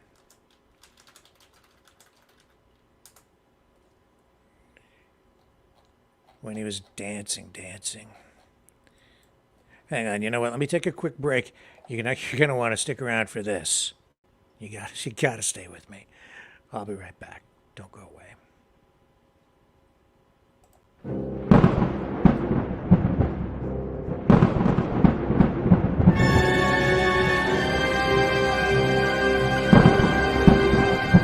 Fear not the storm.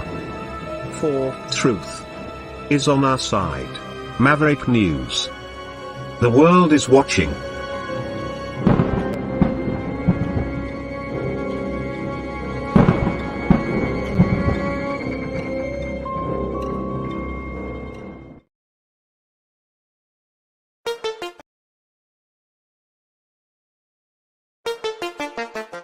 The New World Order. Government overreach. The Great Reset. Mainstream media lies. Now more than ever, independent voices are needed. Donate now at freedomreporters.com. That's freedomreporters.com. Maverick News. The antivirus program for your mind.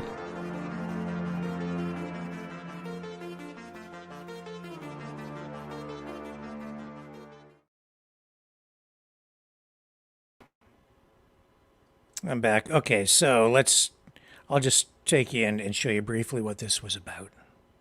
So he went to India, and it was just an absolute international embarrassment. And yeah, here's how it went down, folks. The proof of how Indian and the newly anointed Canadian Prime Minister really is hours after Justin Trudeau swept the polls in Canada. A video has emerged of the 43-year-old dancing to Bhangra beats at an event in Montreal. The video was shot much before he became Prime Minister.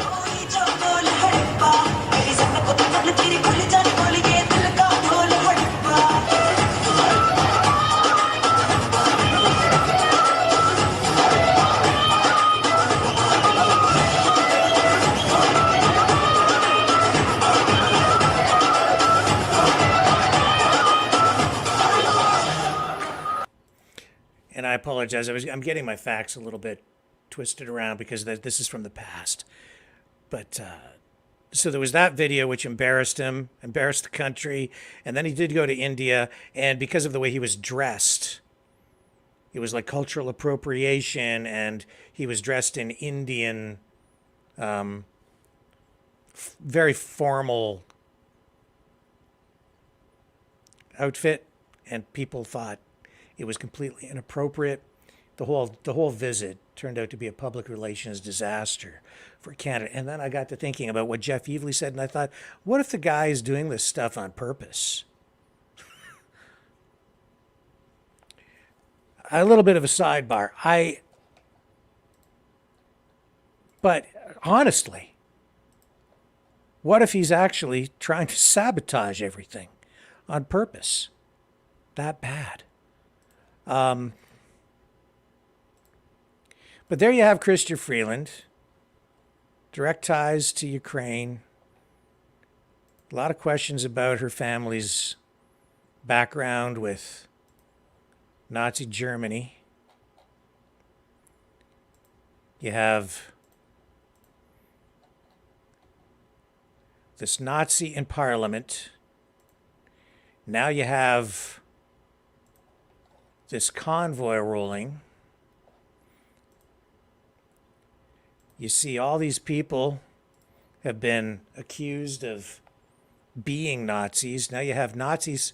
I mean, I'm not saying that people are Nazis. What I'm saying is now, in the minds of people, you have Nazis fighting Nazis. Then this group of Nazis is fighting that group of Nazis, and vice versa.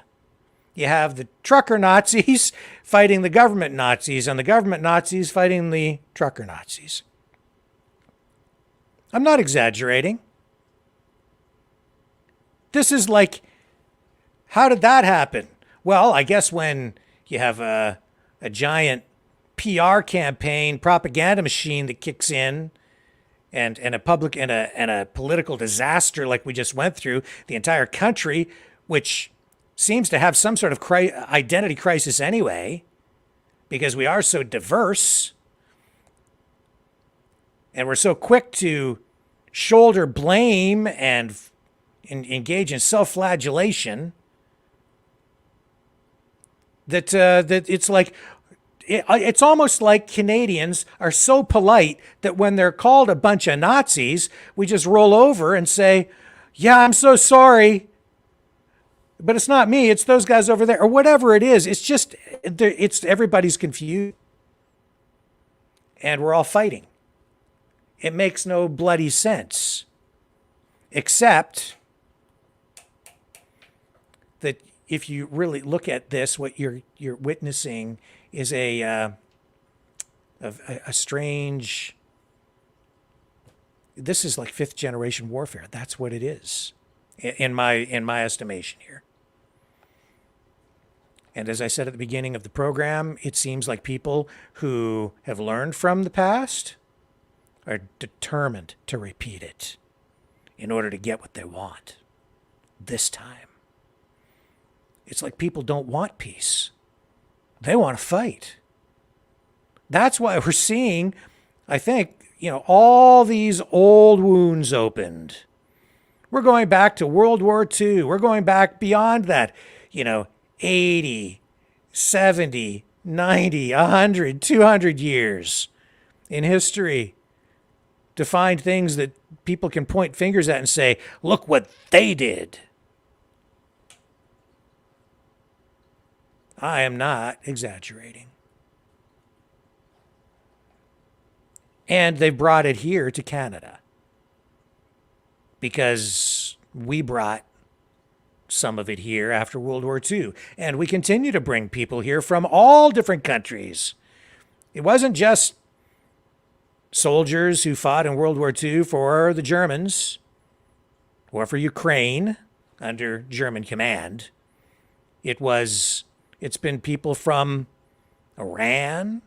It's been people from Syria, from Poland, probably every country on the face of the planet. We have people here from everywhere. They're not all Nazis. But tonight, it sure looks like the unsettled scores from World War II are being relitigated on Canadian soil. It is bizarre. Who do I blame? The government, external, other governments. We're at war. We are actually at war. Make no mistake of that. We are at war with Russia. I don't want to be at war with Russia. I don't have an issue with Russia.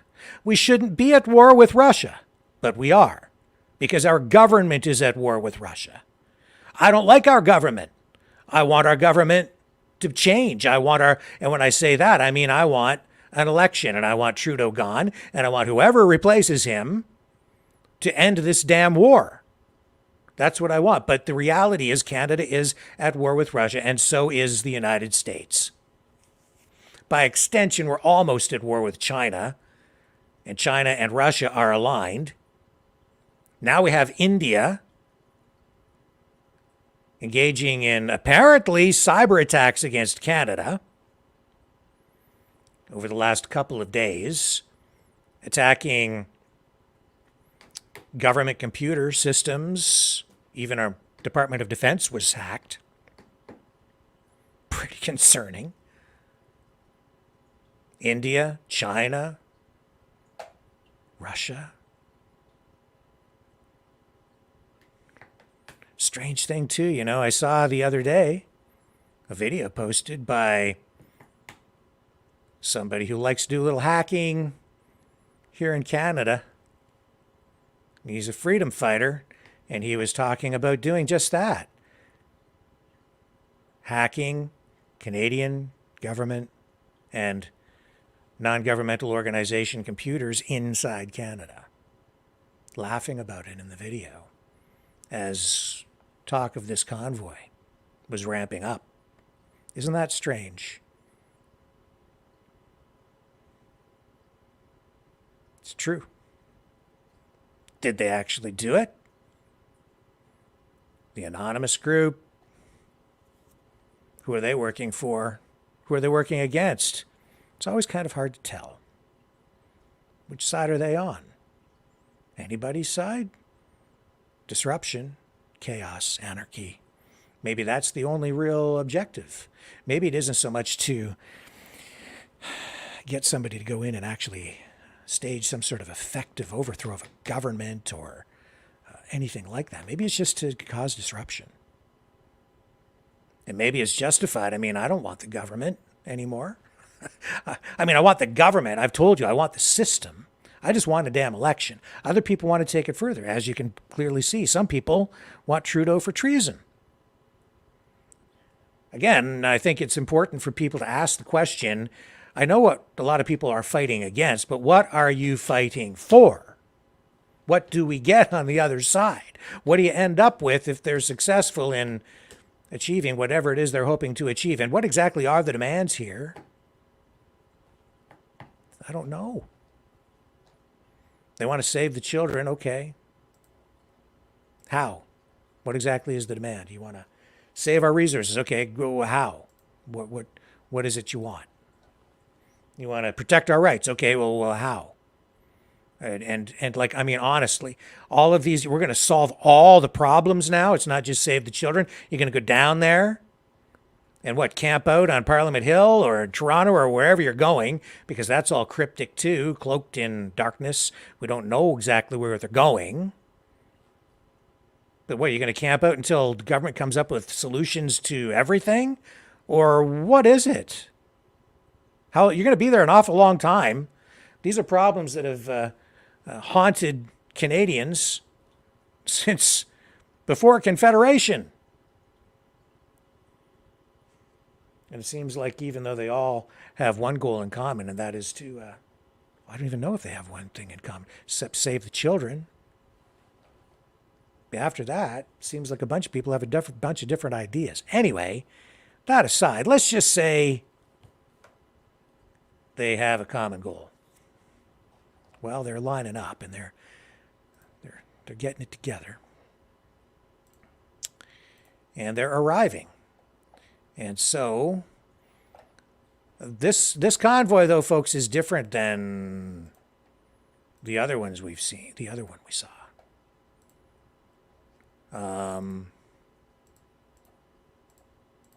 What can I show you here? We have these guys arriving.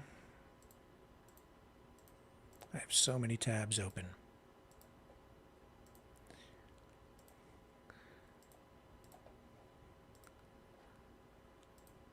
There we go. Let's take a look at this. So we know that these guys are coming, and they've been very prominent online.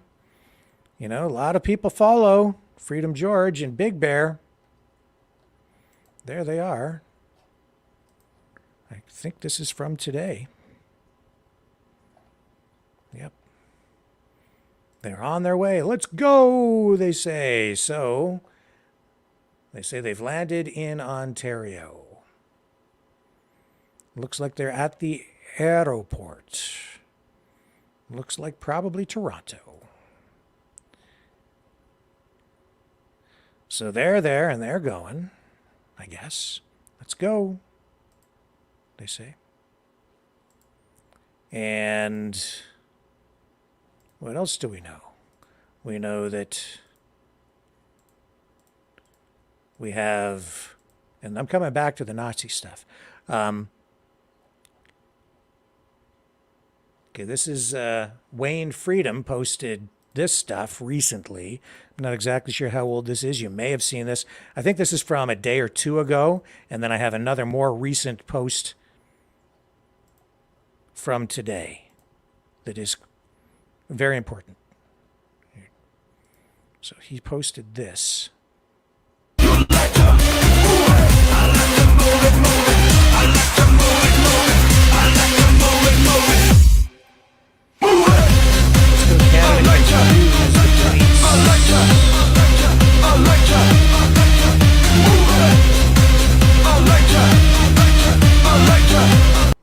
Okay, so that's what they're doing there, and that does seem to be part of their strategy, or has been over the past week, is move around. They're kind of not posting very much on social media, And we know that,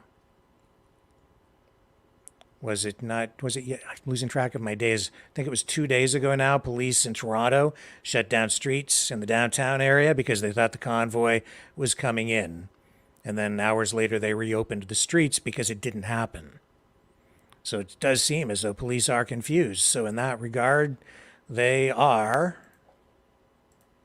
they're achieving what it is they want to do. Now, I on that issue of the guy who was shot by police for threatening the prime minister, and that is that really that far removed from wanting Trudeau for treason? I guess it is, sort of. One is threatening, I don't know what the exact post was that got that guy into trouble. It must have been something so serious that it must have been some sort of physical violent threat. But Trudeau for treason, too. I mean, man, I don't know. When you say that, what is treason? That's an act against the government to undermine the government, right? Trudeau's in power, but people are saying he abused his power, so he's guilty of treason, but he has a mandate from the people after having been elected and the authority to sign agreements overseas. So is he actually guilty of treason? That is a legal question that someone else will have to answer. I'm just asking.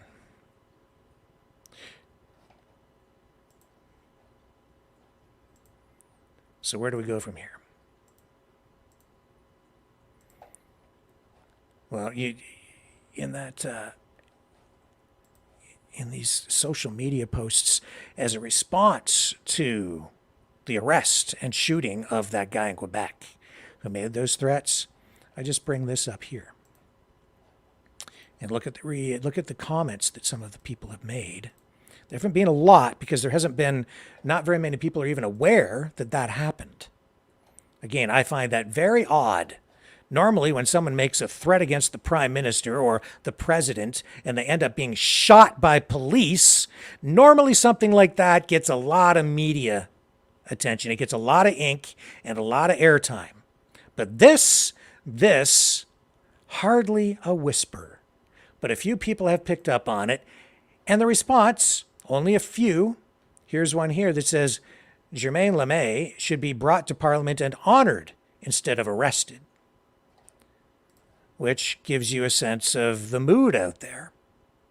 In addition to that, it was interesting. I saw at least one comment that made reference to me, which is fine, but it was just talking about all of the work that I did back during the 1-year anniversary of the first convoy, when that Winnipeg Unity event was held. And you may recall, I expressed a lot of concern. Because I said, that things might not be peaceful, what these people are planning to do. And I said that it was largely a recruitment effort out there.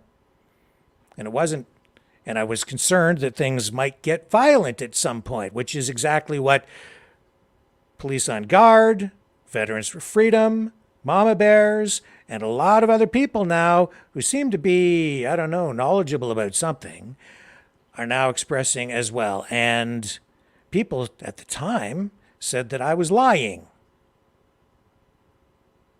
I didn't lie about anything. Not one word that came out of my mouth was a lie. I don't like liars. And so what are we looking at right now? Well, the person in the comment section there that I just showed you, they said that this seems to be just like the convoy plan that Rick Walker talked about. That's because it basically is. And you may remember that I said the plan would involve possibly a First Nations element. In fact, it was sort of integral to it. And what have we seen? Well, this plan, when first started, involved a First Nations element, a land claim. And it's all, and that First Nations land claim also revolves around the Métis in Canada and new rights given to the Métis, which is a community of mixed blood, First Nations and European together. But under these new rules or regulations, laws, and UNDRIP, the United Nations Declaration of Rights for Indigenous Peoples, they get the same kinds of rights as the original First Nations peoples in Canada. So there are a lot of concerns about that. Well, that's all a sort of very complicated element to this.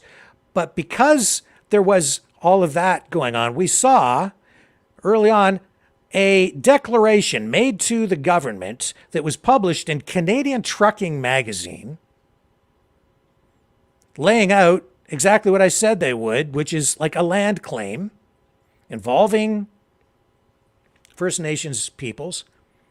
And I'm not sure if even that's in effect, but what I do know is what is happening this weekend. It's Reconciliation Day, the 30th. And what's going on Parliament Hill? Well, we've had demonstrations up there, which is exactly what I said. And I'm not saying for sure, like, that absolutely these things are connected. Because I don't know exactly what they're planning to do this time around. But I'm seeing this, and it's just something that's making me ask questions. And I know for sure that that declaration made in Canadian Trucking Magazine was absolutely part of this plan. 150% it was and is. And we showed you that in Canadian Trucking Magazine. And now we have this event coming up on Saturday. And here's the Great Rebellion. Nothing against the Great Rebellion. He's just, Owen Swiderski is just promoting this because, I mean, this event in itself, viewed by many as this should be a very positive thing, right? So anyway, here it is, just to let you know that this is going on. Oh, here we go. Hang on. Come on, get up on the screen. The government's going to be there. I think Trudeau's going to be there. All right, people. You see that big stage there? This Saturday's Reconciliation Day. The government's going to be there. I think Trudeau's going to be there. So I think everyone should show up and give Trudeau a piece of our mind. This is ridiculous.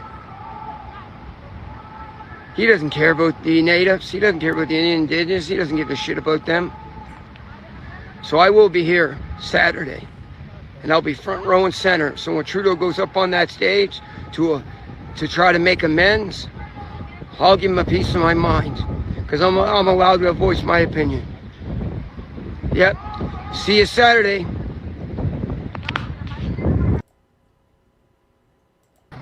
You see that big stage there? This amends. Take that back. Okay, so that's going on Saturday. There's a First Nations element. Land claim, I guess, still in effect, involving Algonquin. That stuff gets very complicated, and I know there's been some separation of people within that group, and we'll see how that goes. I don't know that this thing tomorrow is related in any way, but that map and the declaration in Canadian Trucking Magazine absolutely was. And now this thing, and now the convoy. So that makes me just kind of wonder if something might happen there. I just don't know. Just concerns me. I'm just saying it's happening at the same time. And the other thing that was posted before, and I don't know if this is happening because they're not posting much video of these convoys, and it appears there is more than one coming from various directions into Ontario. I don't know if the flag with that swastika, the First Nations flag that Adrian talked about, They posted that that would be flying on some trucks heading east in the convoy. That was a couple of weeks ago. So if that's happening, I don't know, but that's what they did state. So there you go. There's another element to everything I'm talking about right now. And so what do we have? Trucker Nazis fighting government Nazis, and vice versa, flying a First Nations flag with a swastika on it. And the Thunderbird symbol that is almost a carbon copy of the Nazi eagle. Carbon copy with a very minor alteration to it. I won't show it to you because a lot of people don't want to look at that symbol. I disagree with it. But anyway, there's all that happening. And there's this other post from, again, Wayne Freedom. This is from today. Now, I want you to listen very closely. Listen very closely. And I'll run it a couple of times here so you can hear what's being shouted at this event.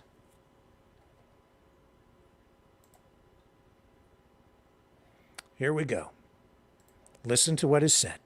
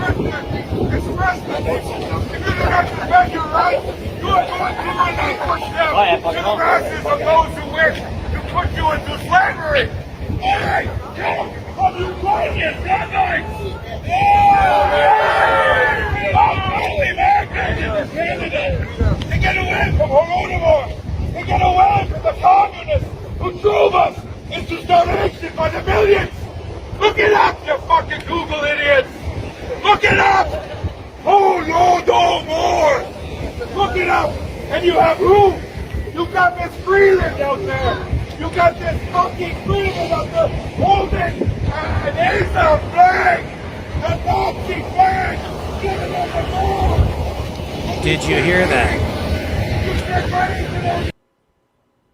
Did you hear what he said? Communists who drove us into starvation. Okay. He's shouting about the communists, and he talks about the Holodomor. I mentioned the Holodomor the other night. Made some people's heads blow up. If you don't know what the Holodomor is, that is a reference to the Great Famine in Ukraine between 1932 and 1933. Somewhere between, estimates vary, somewhere between, say, 4 million and 7.5 million people are reported to have died of starvation. It's blamed by researchers, most of them United Nations and Ukrainian researchers, historians, through eyewitness accounts, documentation, photographs, various other methods of research. They say they've documented that number of deaths, and they blame that famine, which is also described as a genocide by many countries around the world, they blame that on the policies of the communist Joseph Stalin. So this guy is there at the Save the Children convoy shouting about the Holodomor. The Holodomor is essentially Ukraine's Holocaust. It's a very sensitive issue. If you talk to somebody on the Russian side, they will take the position that it's a hoax, that it's a lie. Joseph Stalin worked very hard to suppress any information about the Holodomor, the Great Famine. It's been government policy at times in Russia, and I think to a degree even today, that it's forbidden to even talk about it because it is so damaging to Russia's reputation. It's just something that is so horrific, the story, that it damages Russia. As much as I don't have an issue with Russia, you have to recognize that even today, especially today, because Russia is at war, there are real restrictions on freedom of speech over there. You can't, for instance, show, if you're in Russia, if you're a journalist, you're not allowed to show burning buildings or buildings that have been blown up on the news, as I understand it, because they're at war. So they, of course, want to try to keep morale with the public up. So there's levels of censorship. You can talk about the war, but there are certain things you can and you can't talk about. And you may notice that when we're talking about the war with people overseas, they are careful with their wording. We still get you the information out, but it is what it is. There's censorship. Well, certainly when it was the old Soviet Union, there was severe censorship. We're all aware of that. And the Holodomor, in the eyes of many people, is a story, a genocide that was covered up for a long time. And that's why even back in the 1980s, a lot of work, a lot of research was done to bring that out to the forefront. I happen to mention it in passing here, and it is a horrific story. I can also tell you that I personally have met survivors, and I've heard stories firsthand from people who survived it, and I have no reason to doubt what they told me. They had no reason at the time to lie because I was just in conversation with them. Now, most of those people, if not all of them, I think have probably passed on. They were quite elderly when I spoke to them, but they told me horrific tales of the starvation, of the death. Now, I could get into the story and tell you what that's all about, but it's sufficient here for this discussion tonight for you to understand that for Ukrainians, the Holodomor is their Holocaust. And for someone to deny that it happens, that is just to them like Holocaust denial. Ukraine has a very tragic history. It's suffered so many times because it's the doorway to Russia. And it's a prime piece of geopolitical real estate.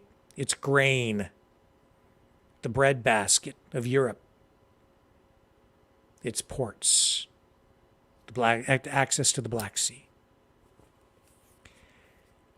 So the people there have suffered so much because of its value as a military asset strategically, its value as a place to generate food. So they get caught up in the middle. They get caught in the middle of conflicts. That is really what has happened even today. That's why we need to end the damn war there. The people of Ukraine are suffering again. And just like us right now, we're being forced to choose a side. We don't want to. We just want to be Canadians, live our lives. But this conflict has come home to Canada. Not that it really had a home here. We gave people homes here. People who, at the time, were forced to choose a side. And believe me when I say that it doesn't matter which damn side you were on in World War II, all sides committed atrocities. Every country, because it's a damn war, and people are killed in wars. Perhaps some more guilty than others. The Holocaust, do I believe it happened? Damn right. The Holodomor, do I believe that it happened? Damn right. Is every detail on either of these stories accurate today? Probably not. Doesn't matter. These things happened. Facts get distorted over time. The problem is these old wounds have never healed. And today, it's being, as I say, relitigated on Canadian soil. People don't even realize they're fighting the damn war. They think they're out there saving the children, when in reality, they're being manipulated and used to fight the damn war. Because everything is being fed to people by social media, because it is fifth generation warfare, because everybody is being subjected to one degree or another, a giant psyop to get people jacked up. And are these issues like saving the children and Canadian rights and all of these things? Yes, they're absolutely issues. They absolutely are. But what happened during the pandemic was also part of this giant geopolitical fifth generation warfare effort to globalize our system of government. It's this struggle between globalism and nationalism. It's so hard for people to wrap their heads around it because it's so complex. But the reality is it's manifesting itself in a frontline battle right now before your eyes in the context of this convoy. This is not just about saving the children. This is Canadians fighting Canadians. This is Canadians fighting their own government. This is it fascists and Nazis fighting fascists and Nazis? Maybe it is. Maybe it isn't. I don't think all those people there are Nazis. I don't think every member of parliament that stood up and applauded is a Nazi either. Guilt by association, guilt by laziness, guilt by stupidity, guilt by lack of education. But what's in their heart? What's in their head? Do they want to, exterminate Jews? I don't think our members of parliament want to exterminate the Jewish people. There's a whole lot of guilt that's been laid on Canadians. The whole damn country now being portrayed internationally as the new Nazi Germany. The country has been thrown into a state of anarchy. Yeah, we still have peace, order, and good government, do we? No. Everything has been flipped and turned and twisted because of a complete lack of real leadership by our Prime Minister, who yesterday, Jeff Evely says, might actually be working for the other side. And you know what? I'm beginning to think he might just damn well be right. Could you screw it up this bad by accident? No, I mean, it's almost got to be on purpose. You have to let this crap happen. But then again, man, I don't know. This is just so bizarre. But we do have Canadians fighting Canadians. We have Canadians. Look at this. Look at what happened during the Million March for Children. In some places, you had Antifa in the streets fighting the freedom people. And I'm going to call them freedom people because they're all out there fighting for parental rights and freedom for children. And, they had a sort of a defined goal, which was a good thing, which is why it was so successful. But then you've got clashes between the anti-fascists and people that are now being portrayed as a bunch of fascists. Fascists versus fascists. Freedom people versus neoliberal woke people. The labels don't even apply anymore. They just don't. Not in the old context. But I'll tell you, this thing here, it is predicated on this convoy, the first convoy too. That all happened. The foundation for everything around that was the mandates, right? The pandemic, the government overreach. That's why people went, and that's why it was so huge and such an organic thing. It just evolved on its own. But this is an aberration of that. This is an extension of that. I mean, you're barely hearing them even talk about vaccines, mandates, and those issues that the first convoy was predicated on. This thing has evolved into something completely different. And I understand why people are upset, and I know what the issues are, but it's everything from central bank digital currency to what? Like saving our resources? And yet in people's minds, it's like the last chance. We have to go. It's our only last opportunity. Let's go. Let's go. Freedom. And then look it up, the Holodomor. Why?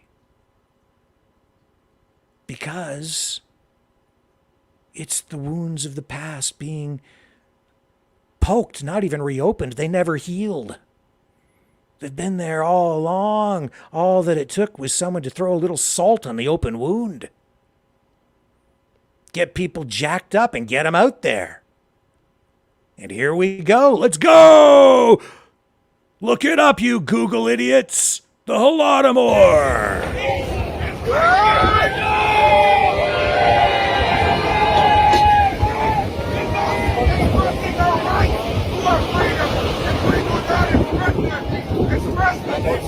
Listen. For those who wish to put you into slavery. From Ukrainian bloodlines.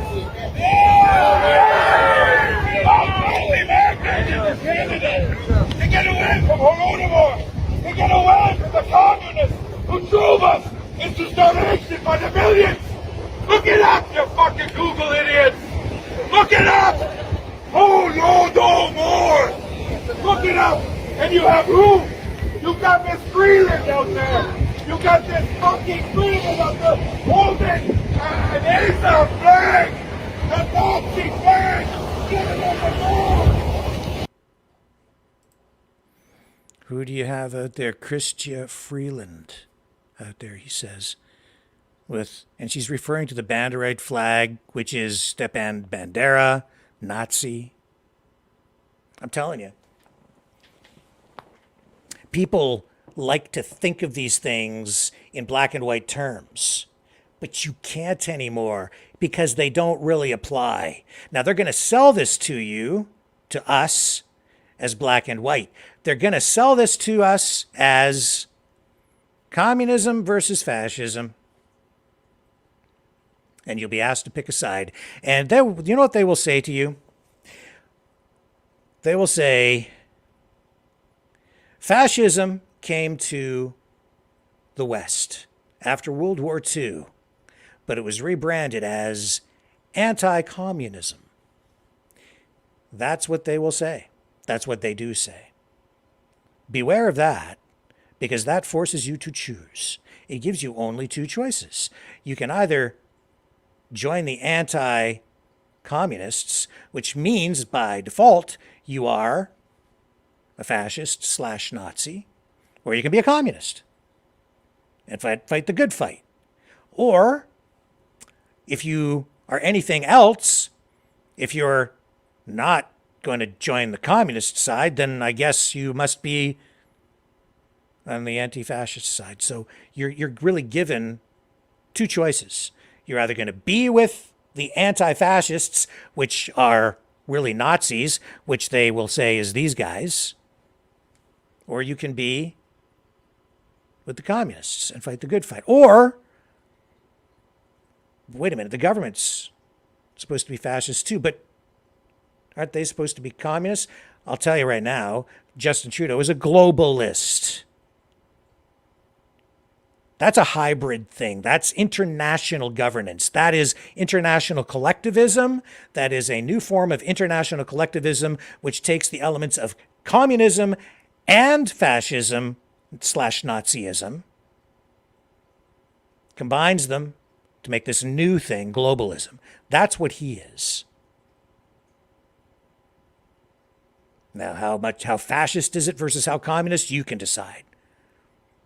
It's authoritarian regardless, because at the end of the day, you end up with a global government that is not elected, dictating to countries around the world what the international rules-based order is supposed to be, or is. And then, because there's only one world government, they dictate. That's collectivism and authoritarianism, and a transfer of sovereignty to people that we have no sway over, and we do lose our sovereignty, even though we keep our sovereignty. So yes, that is not right. On the other side, you got the freedom fighters, but then they stand there, and in this case, they're shouting about the Holodomor. They're talking about the communists, and they're quite right as well, in my view, that is also authoritarianism, collectivism, and they're worried about that. But because they even mention the Holodomor, they are now, in the eyes of the communists, a bunch of Nazis.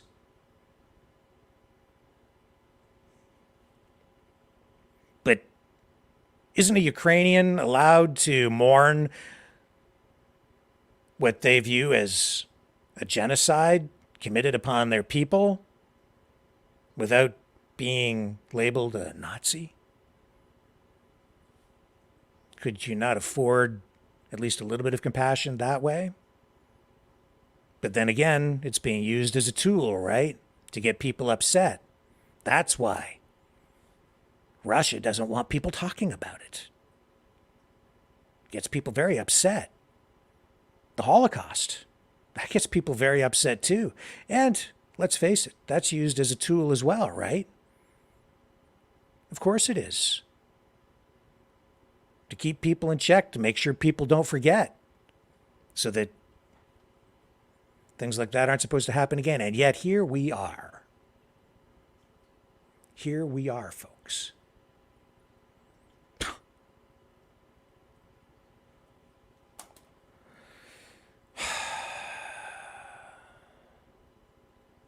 Do you see how it's connected? I'm not conflating.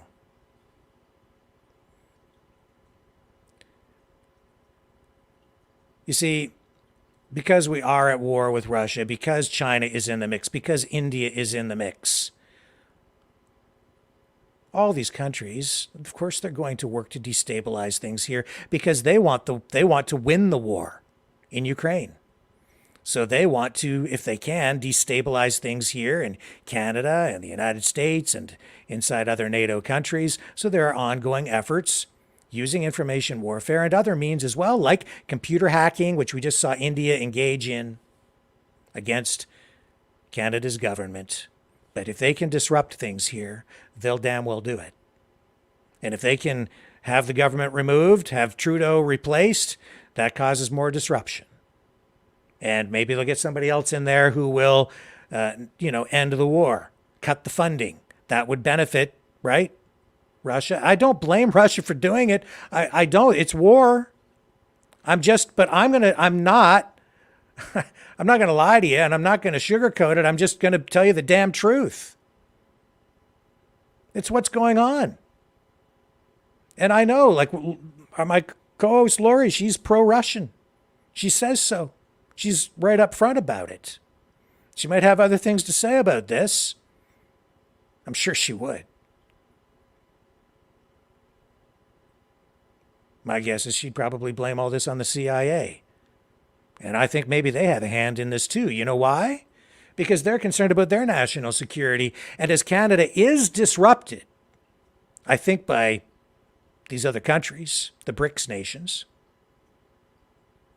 that we are essentially at war with, folks. We're just not quite to the point of launching ICBMs at each other.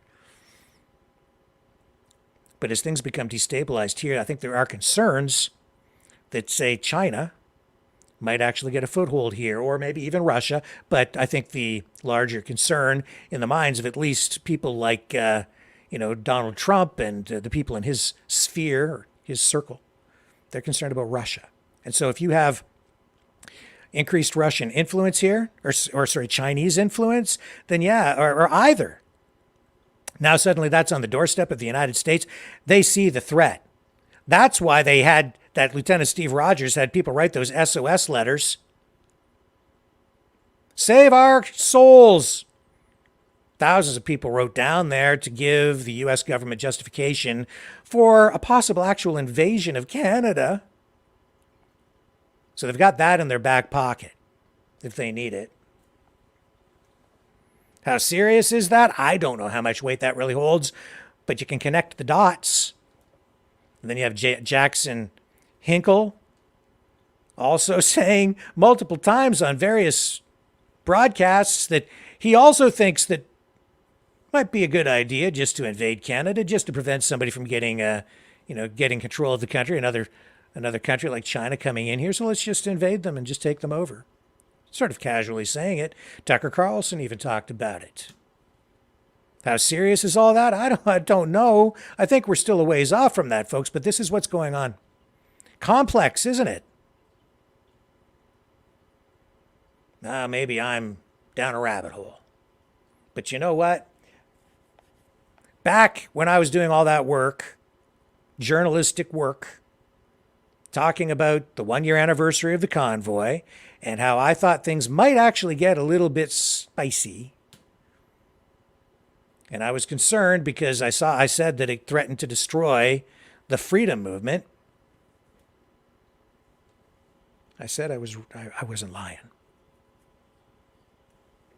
And now some people are acknowledging that, yeah, maybe I had something there.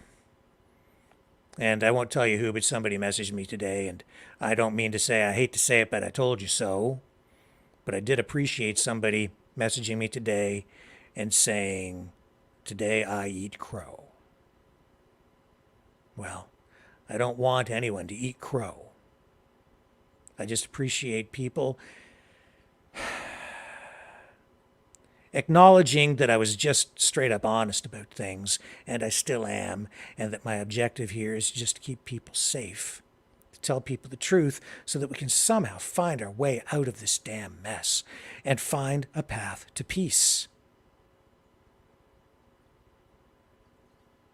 How are we going to do that?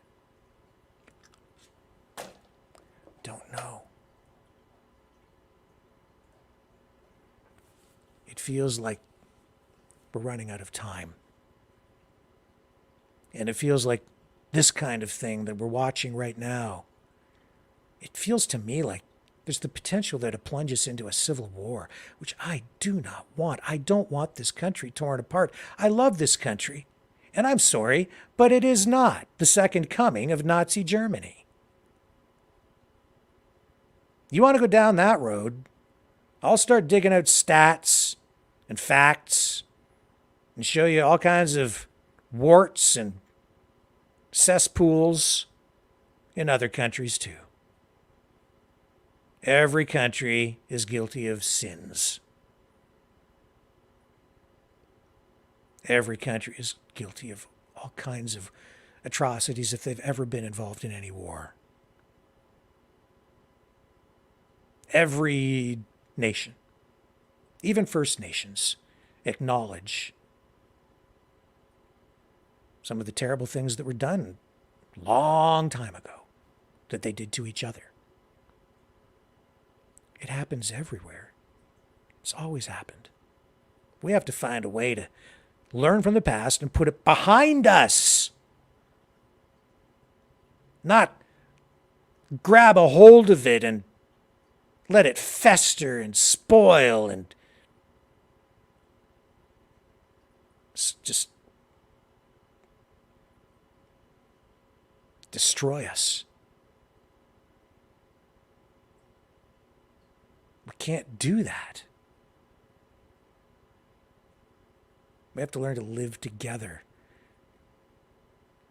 Justice? Okay. You want justice for Yaroslav. You want justice committed upon. Bring him to justice, Yaroslav Hunka. All right. 98 years old. Why was he allowed to come to Canada in the first place? I don't know. Maybe someone looked the other way. Maybe people looked the other way for a long time. I don't know what the guy did. I said he deserves a trial. Everybody deserves a trial if they're accused of a crime. Maybe they will extradite him to Poland. Maybe that's what has to happen. I don't feel I'm in a position to judge. I just pray for peace. That's all I'm saying. And I think everybody is entitled to due process. But more than that, I just think we need to stop looking for revenge and find a way to live together so that we don't have to kill each other.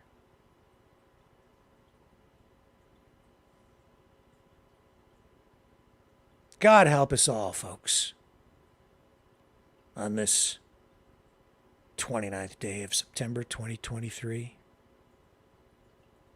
We have people rolling across the country right now in a convoy to, I don't even know, do what. But it doesn't feel good. It's not like the last time with people cheering from the overpasses, waving Canadian flags, expressing for the first time in a long time Canadian pride, embracing the flag again, which represents the people and the sacrifices that were made over so many years by Canadians, by our soldiers who fought fascism and Nazism and also authoritarianism of all kinds, all brands of it,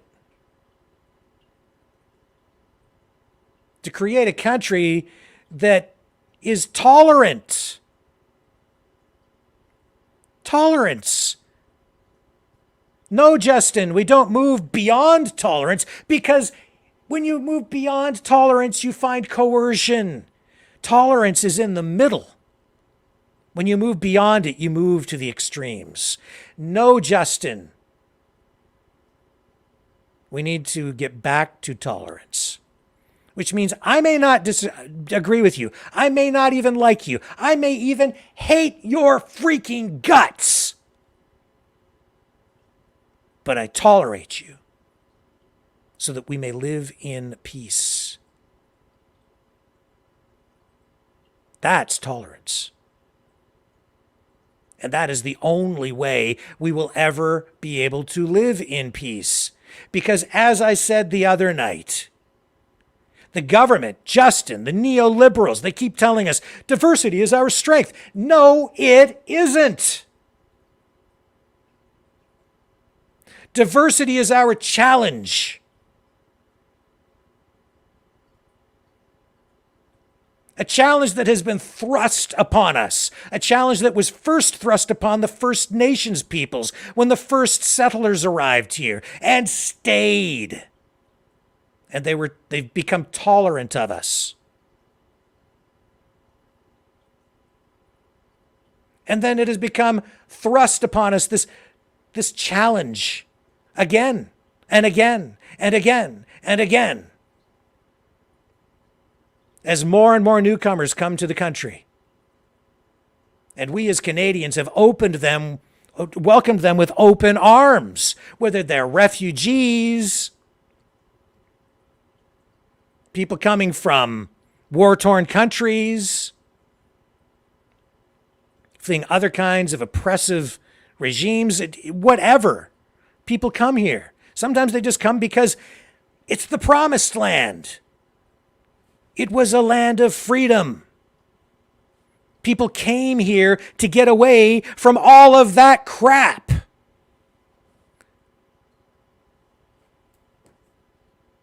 Or so we thought. So we were told. So we hoped. But too many people, to this very day, have come here and they have brought their political baggage, their cultural baggage, all of the negative things, they bring that with them. I guess it's inevitable to some degree, but then these problems manifest themselves again here. That's not why you came here. That's not what this country was about. So we need to stop getting involved so much in these wars overseas. Canada is supposed to be a peacekeeping nation. And we need to get back to that. And if we never were there, then we need to get there. I don't have anything against Russia. I don't have a problem with Russia. I think that this damn war in Ukraine never had to happen. It's NATO expansionism that caused this conflict, as far as I'm concerned. And there have been opportunities for peace, and I've acknowledged all of that.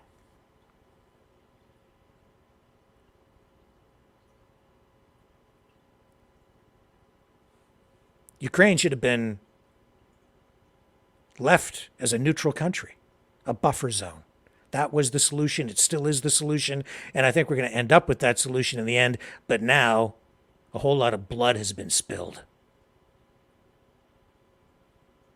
And Russia is doing what Russia is supposed to do when you're at war. They're fighting back. And they're going to do whatever they have to do to win. Use every tool at their disposal. And if what I'm witnessing here is the result to some degree, and I don't think it's just the Russians, I think it's probably the CIA and China and India and probably every other little country in the world too, taking a chip out of Canada right now. But if Russia's involved, I don't really blame them. Because if I were Vladimir Putin, I'd do this too. Who do I blame? I blame Joe Biden, Hillary Clinton, all the warmongers, Justin Trudeau, and Chrystia frickin' Freeland.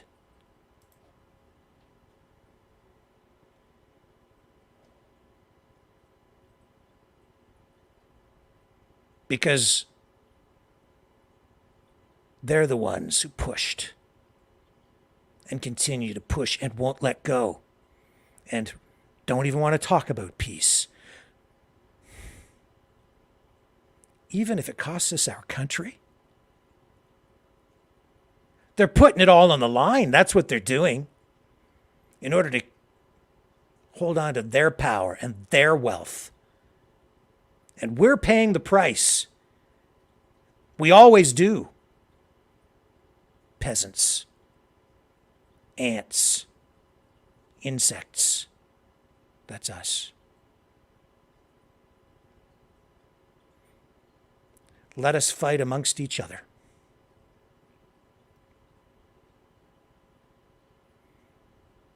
What good is history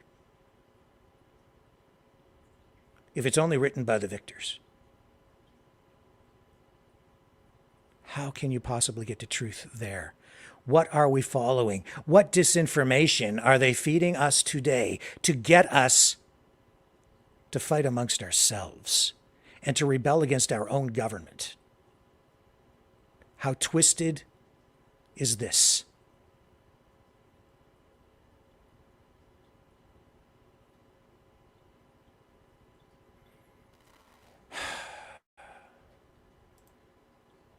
In a situation like this, it seems to me the only winning move is to not play. That's what it seems like to me. Chrystia Freeland, though, she likes to play, doesn't she? She sure does. Remember during the Emergencies Act, lawyer Brendan Miller brought up that Nazi flag that was seen on Parliament Hill. And he suggested that wouldn't it be embarrassing for the government if somehow that flag were in some way tied back to the government. Tonight, folks, I'm going to leave you with this. That moment at the EA where we should have been paying even more attention than we did. That moment when Chrystia Freeland, when her true colors were really exposed by a brilliant lawyer representing the people.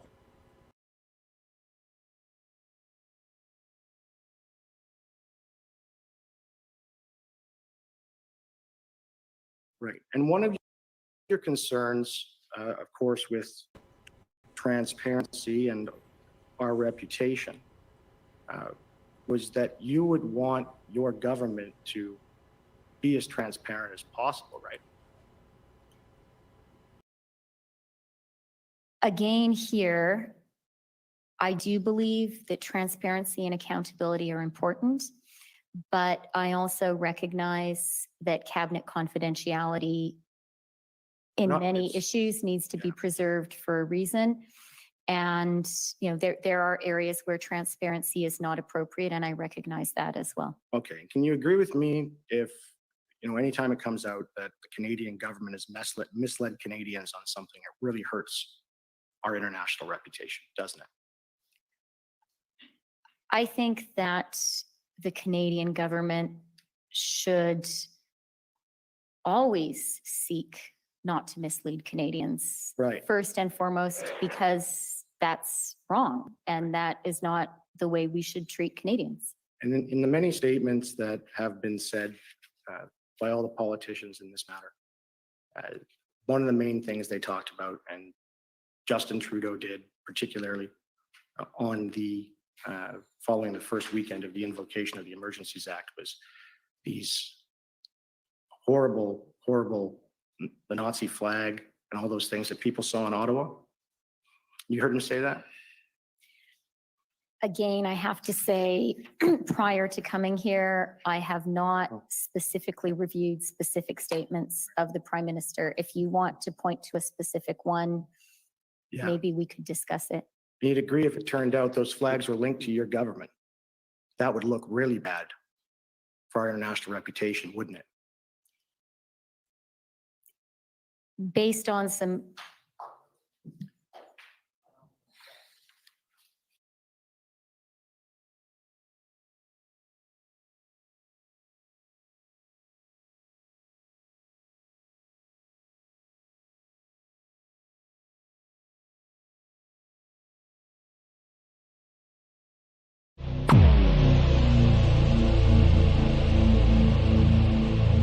This has been a Maverick Multimedia production.